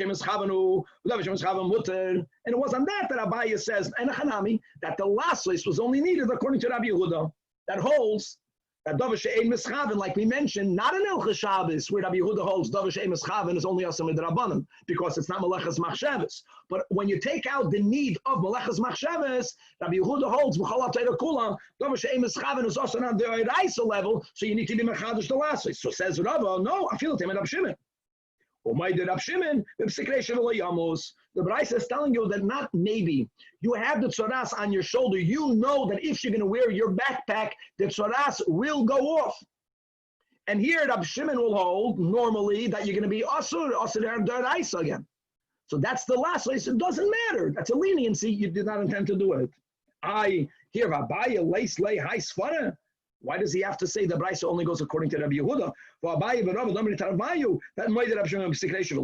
And indeed, so then, okay, let's go weiter. Now we're going back to the Brisa that we had on top of the Amid, right? And we're going on the Shita of Rabbi Yoshia. And what did we learn that Abaya said? That's what we started out today, that Rabbi Yoshia, that needs, that Mila is doichet soras. That Mila is doichet soras. It's a davar she'ein mischaven. So therefore, it should be mutter without the psar. So before he accepted what Rava said, psikreish, he says, it only goes according to Rabbi Yehuda. But hold on. According to that Havamina, so according to Rab Shimon, Aliyah de Rab Shimon, hai psar, my ovid lay. Gewaldig. So Amar Rav Amram, I'll tell you what I need it for. Now what happens if, again, we're speaking about a bris milah, and there's a tzoras on the orla, and the one doing the bris milah is saying, Lokoitz baharta yumischaven. He's saying clearly, I'm intending, my friends, normally we say Oto Berisha Askinan. Don't say here Oto Berisha Askinan. I'm doing a mitzvah of a bris. A yid knows that tzoras brings tumah. People, we are told that we should try to make ourselves tahor. So someone who's excited is saying, Baruch Hashem, now that I do one mitzvah, I'm also, with that, I'm getting rid of the tumah. Oh, so here you're mischaven. So that's why, so you don't say davar she'ein mischaven. If it's davar she'ein mischaven, that's what Rab Shimon says, you got no problem. But even according to Rab Shimon, you need to have the psar in a case where you are mischaven. So the Gemara says, well, that kavana only takem works if this is an adult who's having the bris done to him, because then halachically he's a bar das, so that kavana is meaningful. But katan ma'ikal maimer, there's no kavana b'chlal. Says the Gemara, no, the katan doesn't have kavana, but the father does. And this, we're not saying it's a wrong thing. It's a lav issue because the Torah says Yisham Alacha, but the father is giving his son to a bris. The father is saying, I'm so happy that will also take away the tum of tzoras. However, asks the Gemara, if it's not just speaking about a father being doing the circumcision on the son, why would we allow in that case the father to do it? The fact that the father is excited that his son is losing the tumas tzoras, shouldn't we dafka look for someone else who doesn't care, at least not to have someone who bekavana is violating the law? Ben Lakish says Reish Lakish that kol makim she'atam moitzasei v'loisaseh. Yeah, esodei chaloisaseh. But nevertheless, im ato yochel l'chaim shnei mutev, it's only v'mlav yavei yasei v'yit chaloisaseh. In other words, in such a case, why would you need to have a pasuk? Let us fakir not allow someone who doesn't bekavana be involved. Says Gemara, no, there can be a time that the leka acher. And the Torah says the psar. This is all the havamina. That if we hold that this is only Rabbi Yehuda, not Rab Shimon then would use the psar for a case, the leka acher, even when it's davar mischavein, that still bris is doicha tzoras. Okay, Rabbi, what does it mean bring someone else? It's the father. How do you bring someone else? In other words, Bezdin should not have the father involved in that bris. If the father is learned and he knows that Oy Gewalt, his son, punkt has a tzoras on the orla, and the father says, I'm so happy that I killed two birds with one stone. I'm doing the mitzvah and I'm also getting rid of the tzoras. In such a case, we should not have the father involved. Why? Because someone else won't care that much whether this child will have a tzoras or not. And then they're not doing it bekavana, all at Rab Shimon. And then you have the advantage of you not bekavana taking off the tzoras. Even though, again, esodei chaloisaseh, but if you could do in a way where you're not at least biblically violating the law, you are mechuyev to do it in such a way. Are we talking about where the father's actually the one doing the milah? That's what we're saying? No, even if the father is the meshaleach, but the father is expressing to the chavra, look how happy I am that I'm not only doing a bris milah, I'm also getting rid of the tzoras. Okay. Okay, right. Omar Mar. Now we're going back to the price of Nafkuflam Beis over there towards the top. So there was two parts to it, right? We began talking with the sugi that milah is dechat tzoras, and the second part. Now we're going to go weiter. Now I know that milah shaloi b'zmana is not dechat Shabbos. The price went even more. Omar Mar. That Yom Tov einu dechat b'zmana bulvad. And the question is, Mino Hanamili. Now that we have this whole sugi in between, and we introduced this klal of asay doich haloisasay, so let's add a nuance to the Gemara's question.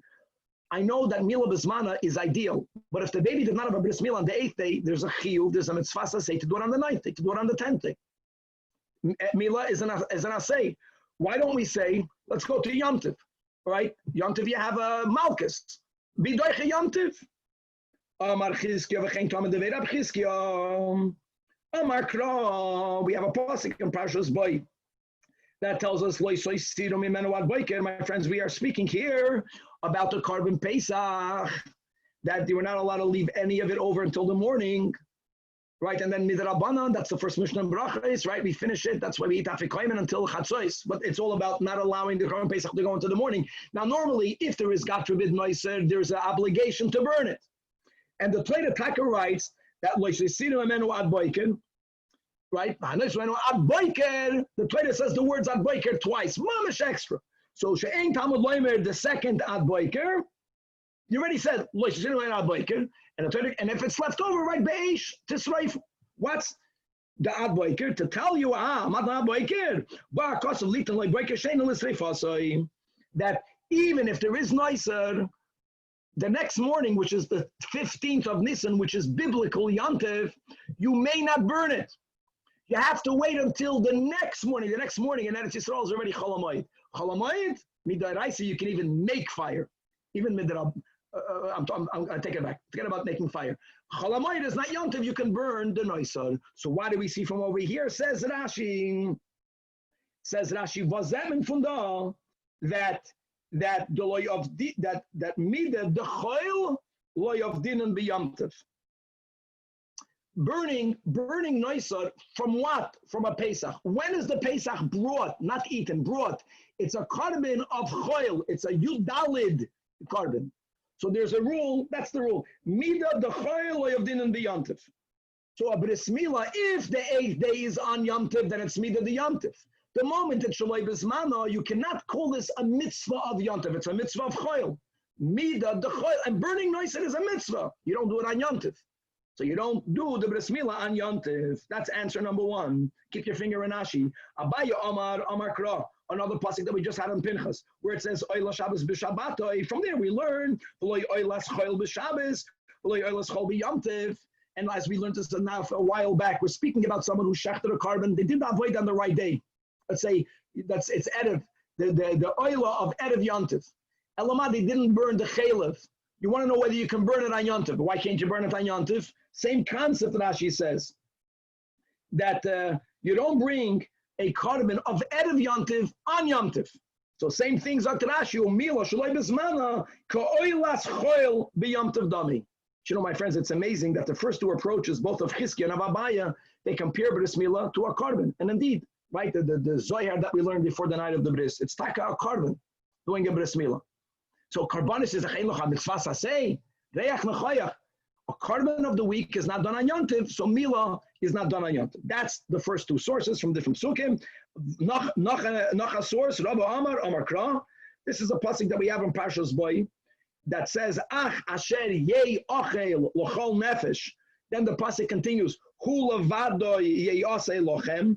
That's bechlal de klal, that when it comes to Yom Tov, you have the exemption. There is no chilul Yom Tov by oichel nefesh. Now the words hu and levadoi are mamash extra. The Torah could have said ach asher yei ochel l'chol nefesh, something that's connected to oichel nefesh yei yosel lochem. What's the hu levadoi? Hu is a limit and levadi is a limit. Who tells us Rabbi is to tell you v'loi machshirin, any type of preliminary food that could have been done before Yom Tov, but you didn't, too late. You can't do it on Yom Tov. And Levadoi Moiridik. Levadoi is telling you, V'loi Mila Shaloi Bizmano. Wow. V'loi Mila, that's still Levadoi. Now, Rava adds a nuance. There's a Tosfos that writes that the words Da'asim and Kavul is a mistake. But we're going to read Rashi, and this guy's whoever learned properly the last daf will chop this quick. So let's go with this Gersa. The reason why you need to have a Levadoi to tell you that Mila Shaloi Bizmana is not Doiche Yontiv. You know why you need it? Because without the Levadoi, you would have dafke included it. You would have said that you dafke do it on Yontiv, even though Shaloi Bizmana, because of the Kal V'Chaimer.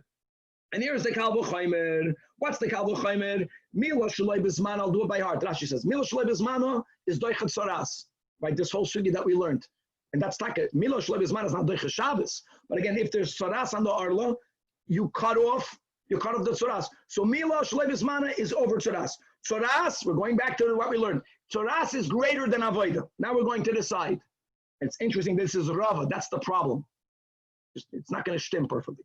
Tzoras is Doich Avodah. Why? Because let's go with if the Kohen has a Tzoras, even if it's a Tzoras that's not Metamehen, and if he were to cut it off, he would be allowed to do the Avodah. The only reason why he can't do Avodah is because it's called the Balmum. Nevertheless, the rule is that you may never cut off the Tzoras to do the Avodah. So Tzoras is above Avodah. We already learned that Avodah is over Shabbos, because Carbon Tamid is born on Shabbos. So Mila Shaloi Bizmana is A, Tzoras is B, Avodah is C, Shabbos is D, Gavalik. That's the whole pyramid. So whatever is on the top is Doicha Avada, that which is in the bottom. So Mila Shaloi Bizmana should be Doicha Shabbos. And again, the obvious question is, if you remember, I'm not on top of the summit, where Rabbi goes like Rabbi Yonis, and it's all predicated on Rabbi holding that Tzoras is not greater than Shabbos. That's the kasher. That Rabbi actually concluded that Shabbos is greater than Tzoras.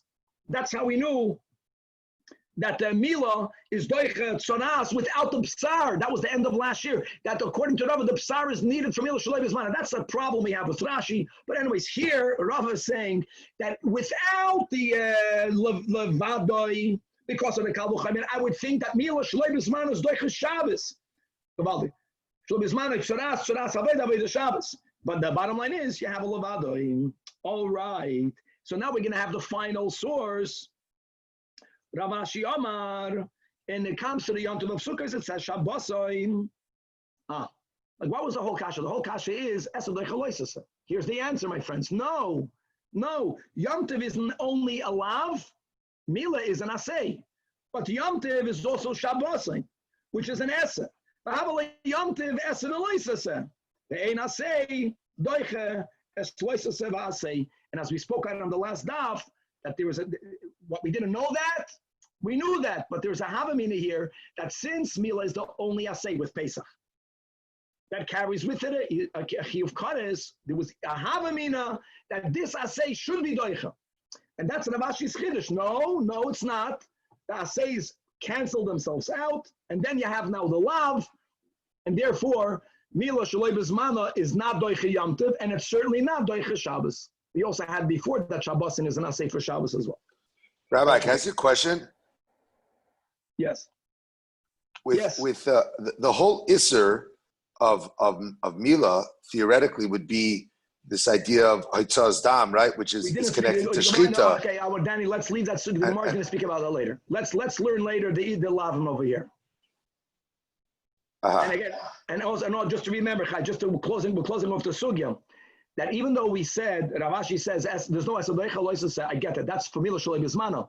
But let's go with Rabbi Yechanan last daf, because the Gemara, Tanya covers the Rabbi Yechanan. So hold on, so how do you know that Mila itself is Doicha Shabbos? From Bayoim. I'm going to just tie it back. The Bayoim is used for Machshirei Mila. No, that's what we said. We don't paskin like Rabbi Eliezer. And there were other sources as well. So you need a Bayoim to tell you that Mila is Doicha Shabbos. If not for that, you don't have an Asay Loisa Doicha. But for Mila Shaloi Bizmana, you don't have a Bayom Hashmini. It's not Bayom Hashmini.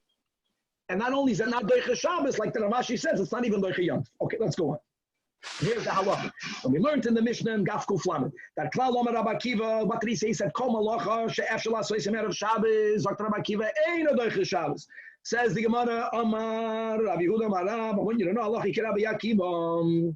And not only do we have this psak din here by Rabbi Eliezer Demila, Hilchas Shabbos, but the Tanach Gabe Pesach, I gavno. What's the issue of Pesach? Klal Omer Rabbi Akiva, Mishnah over there.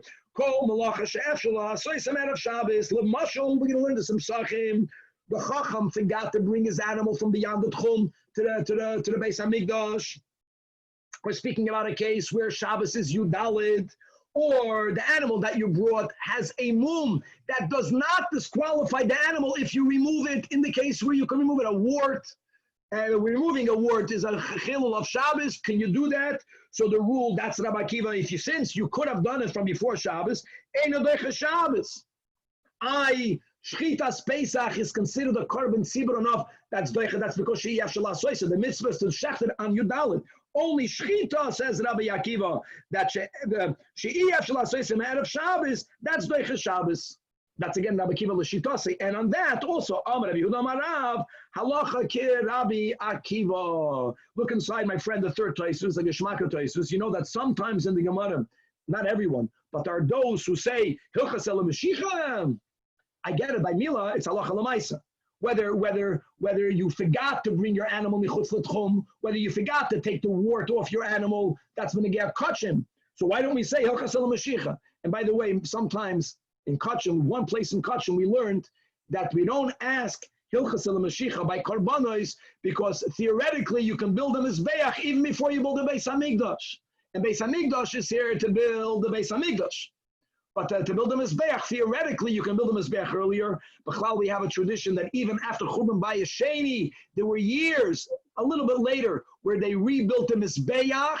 And since we still have the Afad of the Paraduma, people with Noyeg Dinei Tum and Tara perfectly, and they brought the korban Pesach. But anyways, Tosfos here is connecting it. Why do we say Hilchas el Mashiach? So the Tosfos answers, I'll tell you why not. Because Mishum de Nafke Mino Gabe Mila. We are linking these two cases. And the more we say halacha ke Rabbi Akiva, even by Pesach, it substantiates that halacha ke Rabbi Akiva here by Mila. To tell you that Machshirei Mila is not doiche Shabbos, and that's not Hilchas el Mashiach. Beautiful. Tosfos back in the Gemara. Now the question still is, why did he have to say it both cases? Say it only once. Vitzricham. The Ashwin only by Mila that halacha ke Rabbi Akiva. I would think Hassan who the Machshirin ef shel asoysim esmol v'lo ydachu. And at the end of the day, if you're going to do the Mila on Shabbos, what will be happening? The Lekek Kodesh. What's the Lekek Kodesh? This is very important. Mila's Kodesh. We keep on saying Mila and Pesach is Kodesh. Says Rashi, whoa, where normally Mila is done to a minor. That's the Rashi here. And the Katan Labar Onshin, I'm reading inside the end of the last few narrow lines. The father, says Rashi, no, the Kodesh does not go on the father. So yeah, I'm going to argue that if you didn't do the Machshirim, which means you will not do a Bris Milah, no one now is getting a Kodesh. But when it comes to a Pesach, yeah, if you don't bring a korban Pesach, you chayv Kodesh. The Kodesh, you might have thought Litcha Shabbos by breaking Shabbos for Machshirei Pesach. But that's why he needed to tell you, halacha ke Rabbi Akiva, don't bring the korban Pesach. Shabbos trumps. I would think, as we mentioned that in the portion of Lech Lecha, the Torah uses the word bris 13 times. So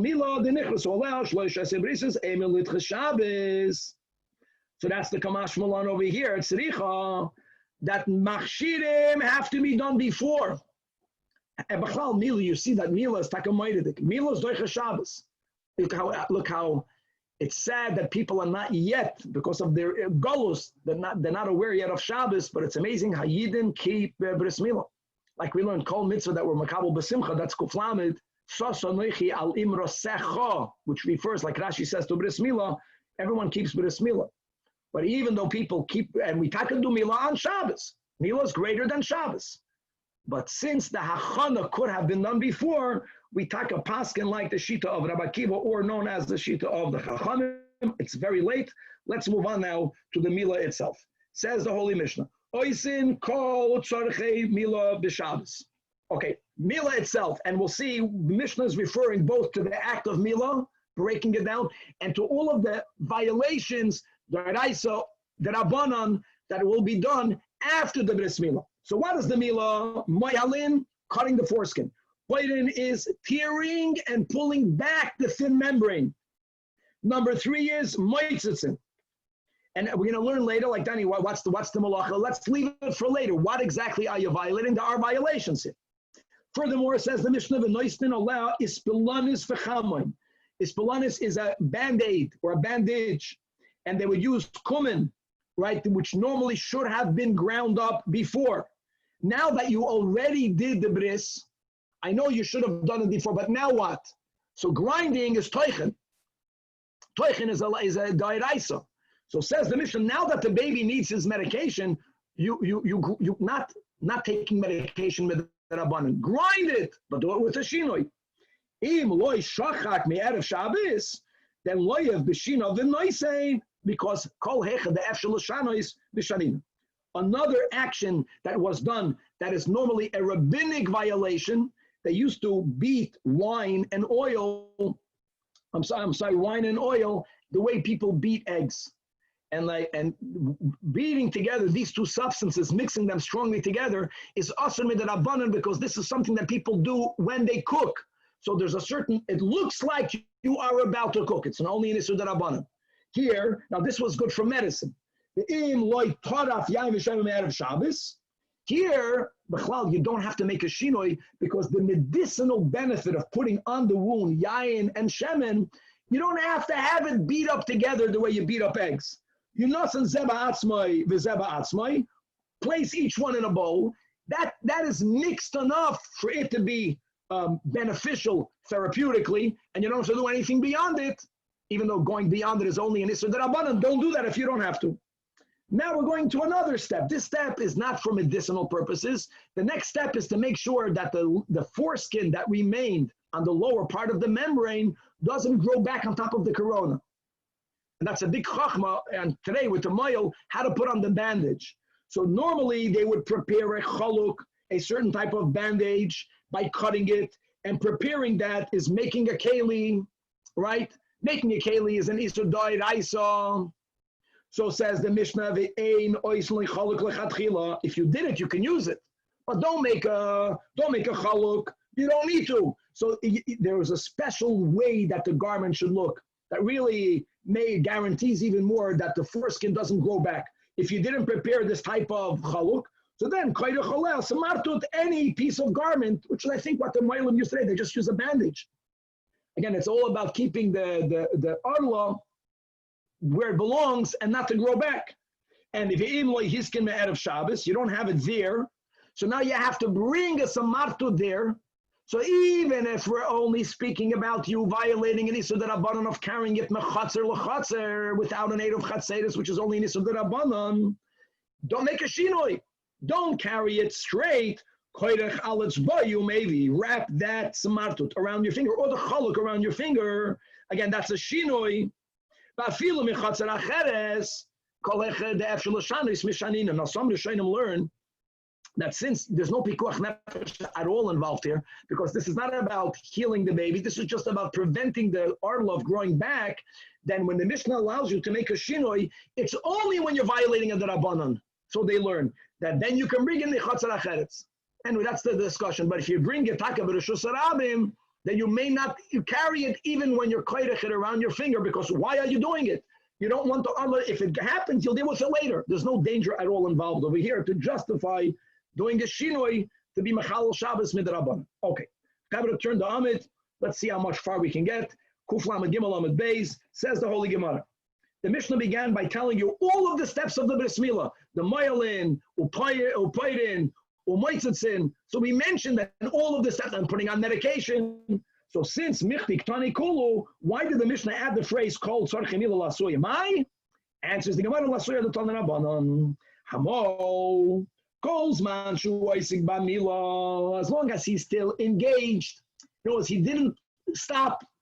Then Choizer Bein Alatzitz and Ama'akvin Asamila, Bein Alatzitz and She'emakvin Asamila.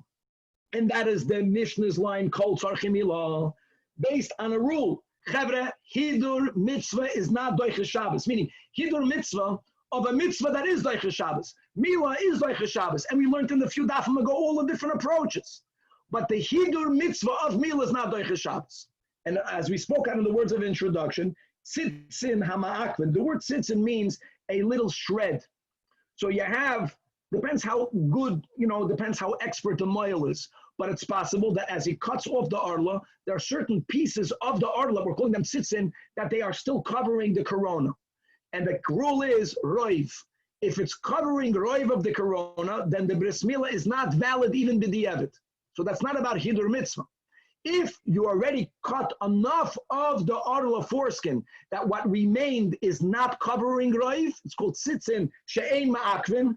True, cutting more of it is being mahadir the mitzvah, but again, hidur mitzvah is not doiches Shabbos.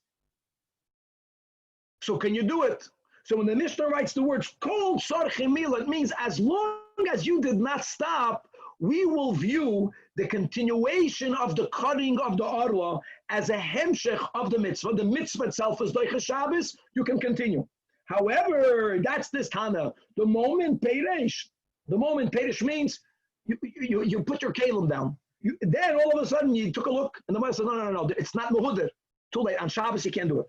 I'll tzitzin ha'ma'akven as Milah chayzer because Milah is doiches Shabbos. But I'll tzitzin she'ma'akven as Milah no chayzer. Now, guys, we're going to learn this whole sugya based on these rules. No one is debating hidur mitzvah is not doiches Shabbos. The question is, now that the Mishnah said kol tzarchei milah, even though you already cut the tzitzin ha'ma'akven, you can continue cutting as long as you did not withdraw your hands. Once we have that klal, who cares if you withdraw for a short amount of time?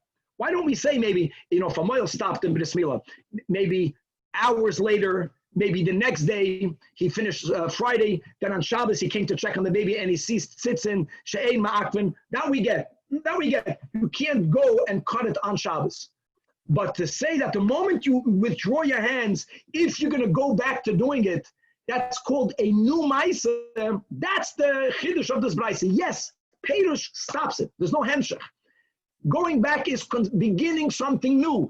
And since it's for a hidur mitzvah, you cannot begin it on Shabbos. So that's the Gemara's kasha. Man kana Perush eno chayzer, who holds that by simply stopping, it can be a moment. That will qualify the return as a new action, as a haschalta of a new ma'aseh. Who holds that? And we're going to have a few attempts, and we're going to successfully show you another case that's mamish the same if we're looking at this underlying concept of whether stopping and restarting is considered a new ma'aseh or is it considered the hemshech of the old. The first attempt is, and this Tana is Rabbi Shmuel B'nai, the Tanya, we just had this above. Yes, Pesach is doiches Shabbos, but all you need to do is you have to get out the innards of the chalavim and the emurim, and if you will only make a small incision and you're going to take them out, what's the problem? The problem is that hedalach might get stuck into the chalev, so everyone is moided that you can skin. The skinning is mamish, one of the lamatas malachas and Dafayin Gimel, right? Hefshit. Mafshit ha-Pesach ha-Chaza. Everyone agrees to that. Question is whether you are allowed to continue or not. The Chachamim are the ones that hold Mafshit and Eskulai. So the Havamim of the comparison is that you know why the Chachamim hold you can be Mafshit Eskulai? Because when you hit the Chaza, you stop. You take a stop. You take out the Chalavim and the Imurim. But the Chachamim hold that if you were to continue, it's considered the Hemshech. And since you are allowed to be mafshid oil to get out the chalev, you can do the whole thing. It's Rabbi Yishmael that holds, no, once you stopped at the end, you want to restart cutting more, you want to take off, you want to flay the hide more. Why? There's no need for it. As we learned that whole sugya above. So the Gemara says, no, don't compare one case to the other. Rabbi Shmuel B'nai.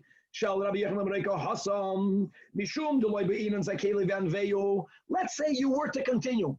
If you were to continue, the continuation does not affect at all any hidur mitzvah, which is gavaldik. Like we said, your yoitz of the milah, even if you have some of the foreskin on top of the corona, but it's not a hidur mitzvah. There's b'chlal no hidur mitzvah involved.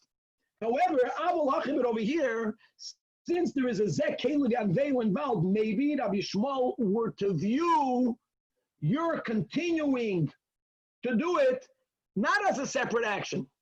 Because over there, it's not needed. It's needed for other reasons. We said that we don't want the meat to rot. Remember, we're sitting in the sun with the whole issue of muksa, whatever, how we learned it above.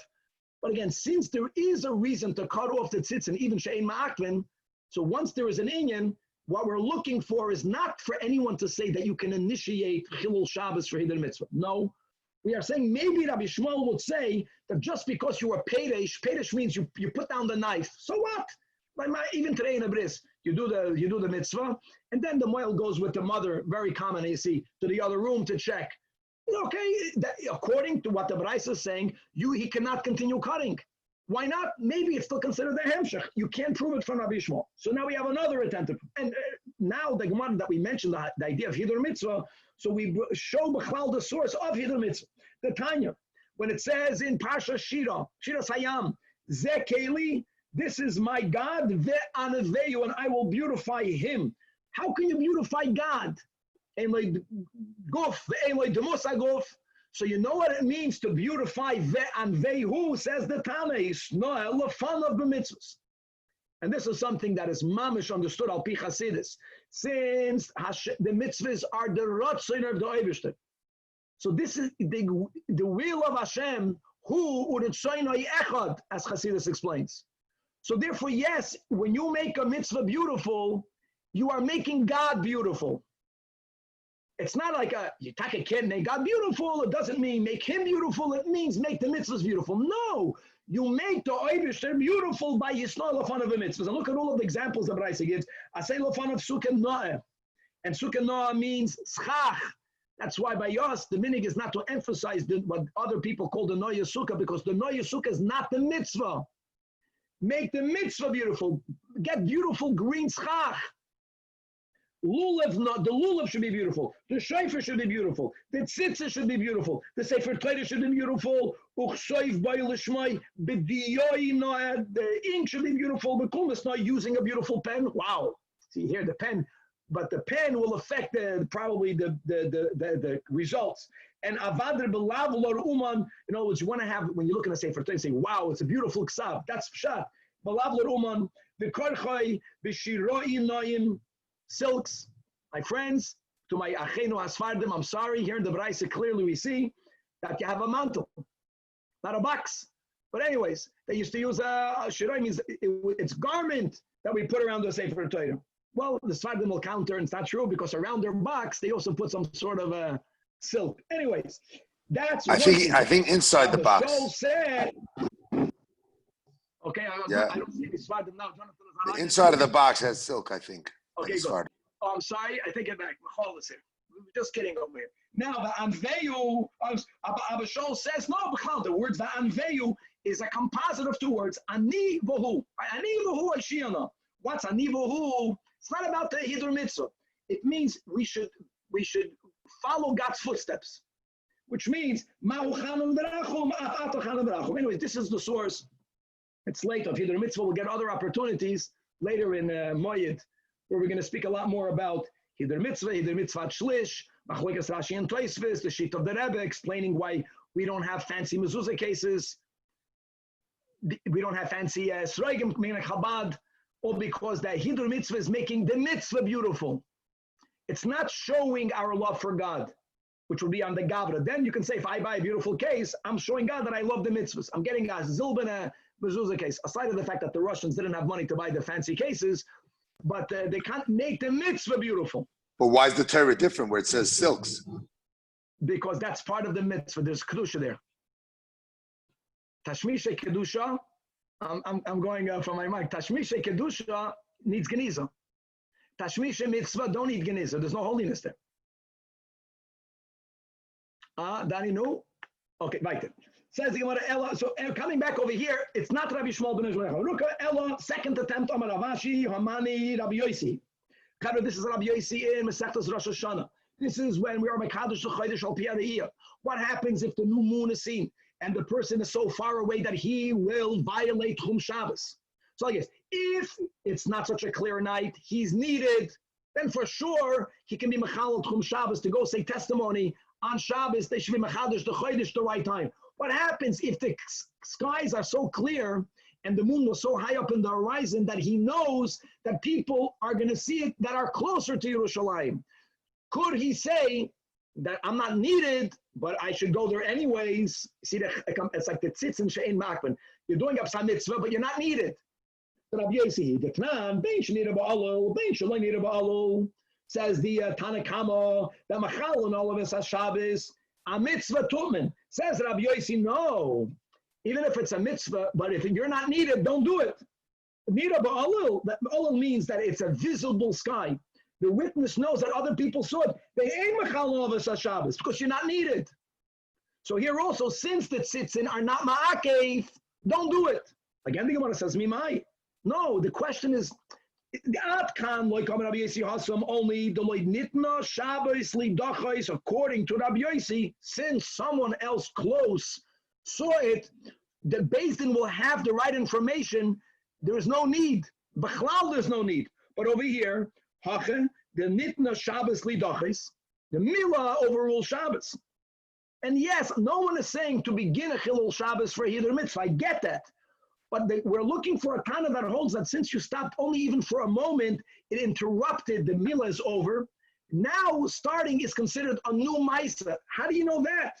Maybe here Rabbi Yossi will say you could restart. So finally, Amri, they said in the Nardoins, that this is the Rabbanan in the Nachos, that they argue with the Tana Rabbi Yossi regarding the Lechem Apanim placement. It says in the Mishnah that Arba Kohanim Nechnasim, every Shabbos, which is where they would put on the new Lechem Apanims. So really it was a total of 8. We're just speaking directly. There were more, but the 8 directly connected to the Lechem Apanim and to the Bezichen. Shnai biyadam, shnei sedarim. 2 Kohanim, each one had in his hand one of the columns. And then 2 had in their hands, each one had in their hands one of the spoons of Levina that was put on the Shulchan. And says the Mishnah, and who walked right in before them, now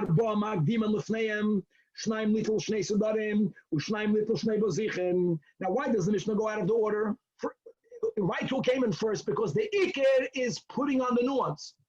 Taking off the old ones is not the Iker. So you mentioned the Iker first, which is also why who stood where. Don't forget that by Kachim Kachim, and this is Kachim Kachim, right? What did we learn? We learned that the Shchitas and Matzofim, the more north, the better. Because the holier you get, the more Gevura, the better. It's only when people are far out of Kedusha that we need to have the sheet of Beis Hillel. When Mashiach will come, it's going to be Beis Shammai. It's all connected. So Machnisim, the ones they were the Iker, they are Amdim Batzafayin, Upneim L'Daroim.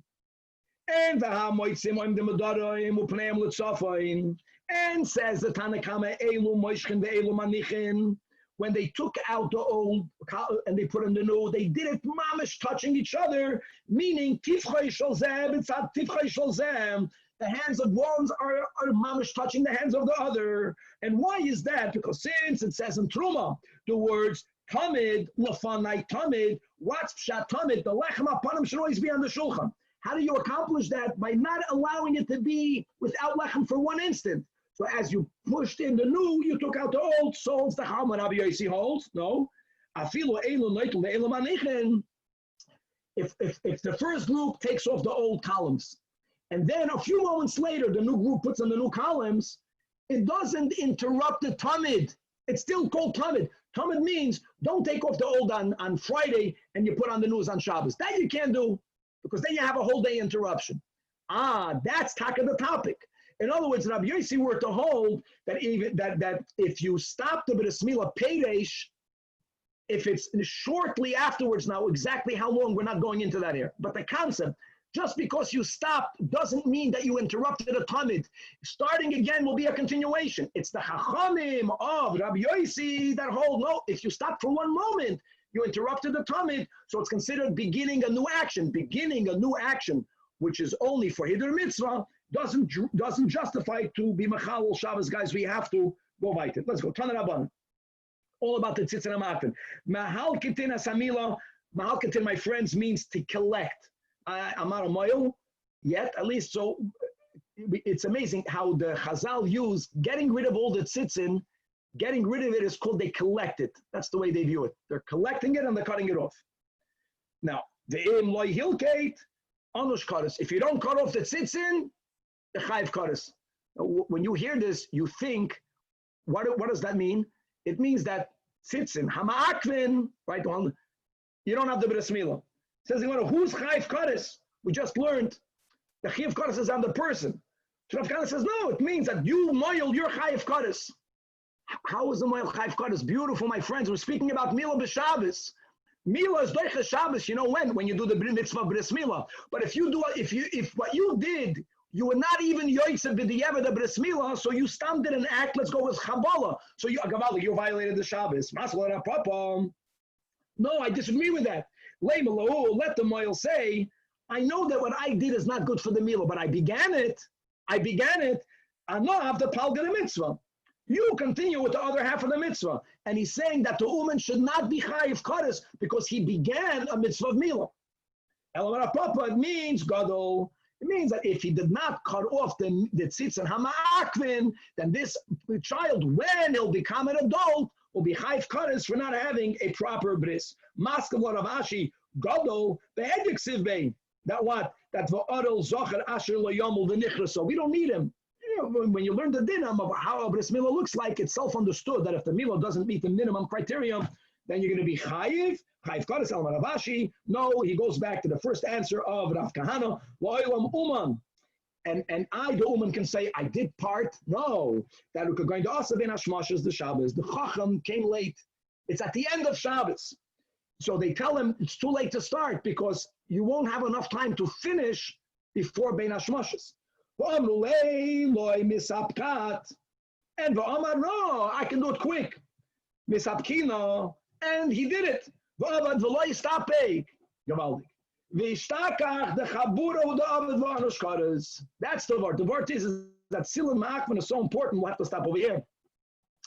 That you should know that if you begin the milah, you make sure that it's shayach to cut off the tzitz and ma'akman before the end of Shabbos. And if not, you're chayiv kares. You began the mitzvah. I'm sorry, milah is doicha Shabbos if you did the mitzvah of bris milah. And we'll start, God willing, tomorrow with the sugya of the tzitza with Hashem's help. Rabbi, how's this different than what Rav Papa said? I don't understand. No, Rav Papa said that Rav Papa said it. If a moil begins a bris milah, yeah, and he does a lousy job, but there's still time for the father to finish it, then he won't be chayiv kares. Because he says, I did the first part, you do the other part.